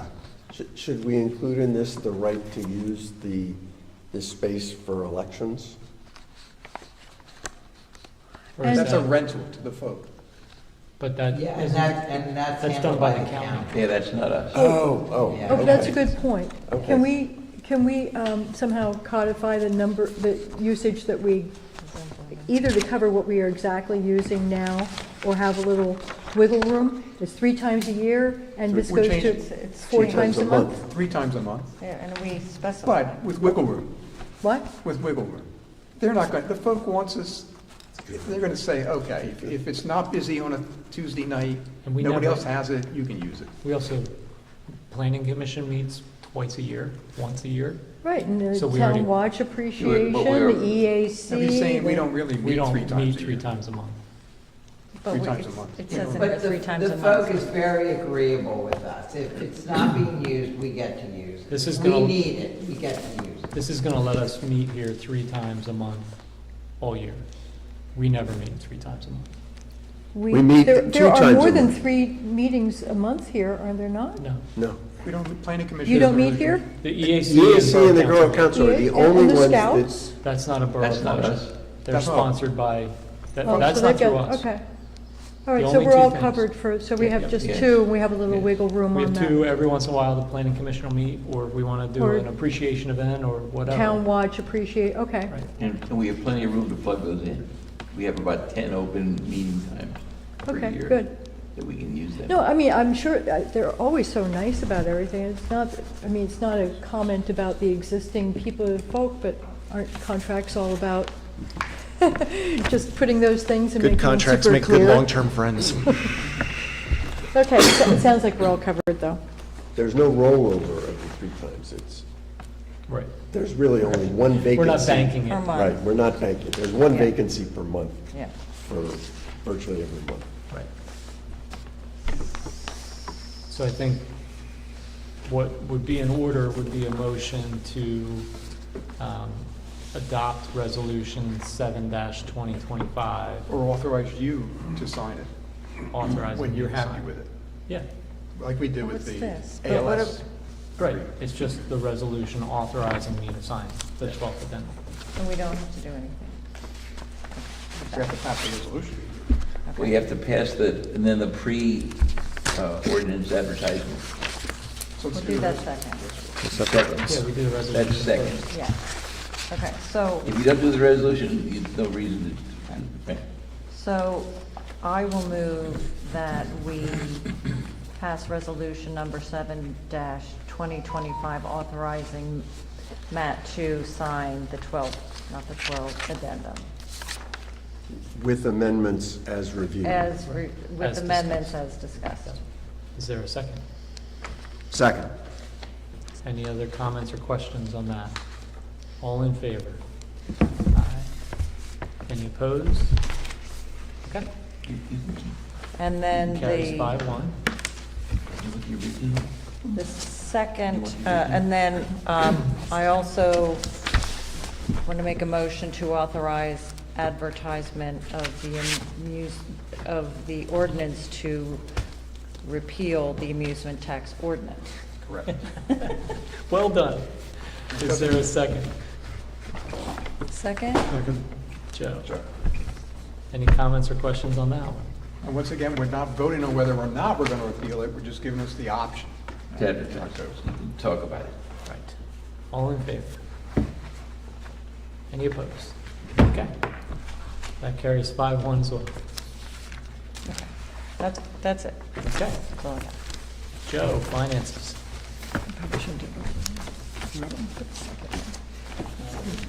Reconcile all the bank accounts in QuickBooks. As shown in the status of funds. It what? As shown in the As status of shown funds. in the status of funds. The income report's in your packet. We had $7,000 in change from the real estate transfer tax, $4,300 in permits and fees from cable TV, and a few dollars from permits. Totals about $12,200 for the month. Slow month. Bills for approval. Bills for approval, they're from the general fund. They're of course listed out in your packet. And all are pretty normal, standard bills, nothing really unique to. And then there's money that we need to approve out of the Highway 8 fund, which is essentially service charge from the bank. Have that one. So there's two pockets here that we're approving. And the payment to reimburse is to the Highway. highway. No. That's We have to next re- on We haven't the got agenda. that far yet. Yes. The repayment. Okay, so is there a motion to approve the bills for September 2025? So moved. Second. Any comments or questions on the bills? All in favor? Carries 6-0. We have a letter from the auditor that reviewed the liquid fuels receipts that we receive from the state. He found that we did not put out 3 bids for the repair of the crossing? The curve sign. The curve sign on Rose Valley Road, The which post collapsed. and the arm that holds up the yellow flashing lights that say 20 miles per hour, Collapsed. it collapsed. Right by the Borough parking lot. I don't know if the wind blew it down, but it. Paul tried to convince him that it was a safety issue and that we didn't have time to do that. He didn't believe it. And the next day, we received a letter from the Department of Transportation demanding $22,000 repayment of that amount. To me, that seems rather unrealistic. If it was $20,000 under a normal bidding process, why do we have to reimburse the entire 22,000? Is that a legal issue? It doesn't seem very legal to me. I think we ought to take this up with our state representative as soon as possible and see what help we can get from her. I'm happy to do that tomorrow. Good. Is this just a matter of what account the money comes out of? No, we did not put out a 3-contractor bid. We just gave it to one person. What's the bidding threshold? That was it. I He don't have objected it to off the top that. of my head, but It's against the other question that law. comes to my brain Against is, the law. if this is an emergency, we don't have to do that. That's the argument That's Paul the made, argument that they didn't Paul buy. tried to. Well, But I thought the bid threshold was up to 25,000. For formal bids, it's 11,500, something like that, before you have to get 3 quotes. Phone quotes. Okay, Phone quotes. Either way. You just- okay. So we needed. We just And we told did- Higgins, do yeah, it. It fell into the Call for road, it. and I called Mr. Higgins, and Mr. Higgins came out and started working on it right away. I mean, come on. That was a $22,000 job? Yeah. He needed, It replaced. it wasn't just putting it back up, you had to get a new arm, like the new Yeah, it had to be a whole- apparatus. Yeah, oh yeah, it had to be a whole new arm. You had to and put then a it all had to be concrete foundation rewired. in to Oh, hold it in. okay. Arguably, the emergency is just dragging it out of the street. And Agreed. but the balance of the work could have been bid. Well- We don't need to make the They're likely Department of to Transportation's recognize. argument. Well, the other thing though is, one of the things I said was how fast people go down Rose Valley Road and how those flashing lights and the signs that say, slow down and, because it's going into hedgerow curve, so it's not, I really felt it was a safety issue. It was, we had to get that back up as soon as possible. Not that we still have people who speed and do all kinds of bad things, but at least we're trying to do something. The borough is trying to do something to catch people's eyes and to make them see that they shouldn't be going 100 miles an hour like they are when they're coming down that hill. But When my I, little auditor man didn't.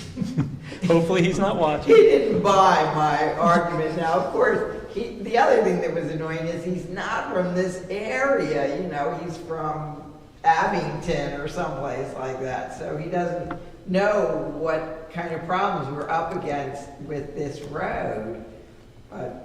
But anyway. And I'm happy to take this up with Representative Kruger. When I read the PennDOT letter, it says that we need to reimburse, the borough should reimburse its liquid fuels tax fund in the amount of $22,606. So I read that as we need to take money from our general fund and put it back into our Yes. liquid fuel. We're not sending money back to No, PennDOT. we're not sending money there. No. Just Or reimbursing capital which reserve. account the money comes from. It's an accounting thing. Well, we improperly spent liquid fuels dollars Yeah. in PennDOT's Now minds. they're asking us to So we need reimburse to take money from our general fund and put For it back. capital reserve, Or capital, Can wherever. you take it from capital reserve? Isn't this like a capital, could be a capital We could expense? take it from capital reserve, we could take it from borough-funded road improvement funds, that's kind of the. There was a man who killed himself going around that curve too fast a number of years back. I don't know if that's But actually. the money, But we get to spend it, Yeah, We good never question. struggle to spend liquid fuels, right? what was that? No, now? we can spend it, if I we mean, put we it in there. never, we'll we spend never it for struggle snowplow. to spend liquid fuels money, so we'll just Spend it from there. spend it from that, spend it on plowing. We'll take $22,000 from liquid fuels in our budget this year for plowing. I'm not sure it's worth poking PennDOT in the eye and Right. picking a fight if it's really just an accounting issue like that. Can you do that? Can you use it for plowing? You mean as long as the money Yes. doesn't leave our We house? did last year. Right. Did last year. Additional money does not leave our house, it's Right. just where it lands. As long as we're not giving back to PennDOT liquid No, fuels money. we have to move it into our liquid fuels That account, makes Right. sense. our highway. Just do that. Yeah, That solves the problem. okay. So we'll do that. And I think that's it for finances. Do we need a motion to move them? I guess we might. No? No, we can right now? No, do we need a motion to move the money around? Yes, you do. Okay. You need a motion to move it from What, general fund to liquid fuels? Not general fund, I would say Capital road improvement reserve. fund. How about we take it I out of think road? road improvement fund makes sense. You need a motion to do that because it's a complete number. Okay, so is there a motion to reimburse the Liquid fuels. $22,606.12 out of our road improvement fund into our liquid fuels allocation, liquid fuels tax fund? So moved. Is there a second? Second. Any comments or questions? All in favor? Carries 6-0. Thank you. That's a stupid question. Yes. So that's not one of the accounts that I reconcile. How did you not catch this? What? How did you not catch this? The liquid fuels. No, it's It's not. called Highway A. Under in here, this check we get from the state is called liquid. Trying to keep you on your toes over there, Chris. Okay. Also known as Highway 8 fund. Yes, but thank you. Managers report. I want to just also push everyone going to Well-Read at the library. It's a wonderful event and really helps out the library. And I think it's like on September 28th, 28th or 29th. It's that last weekend. end of September.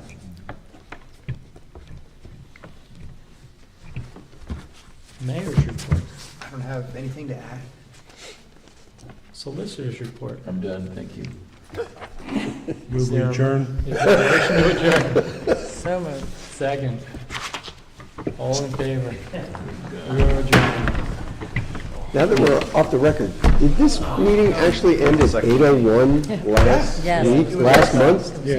God, I'm never going to be allowed back in the room. I was gonna say there was a notable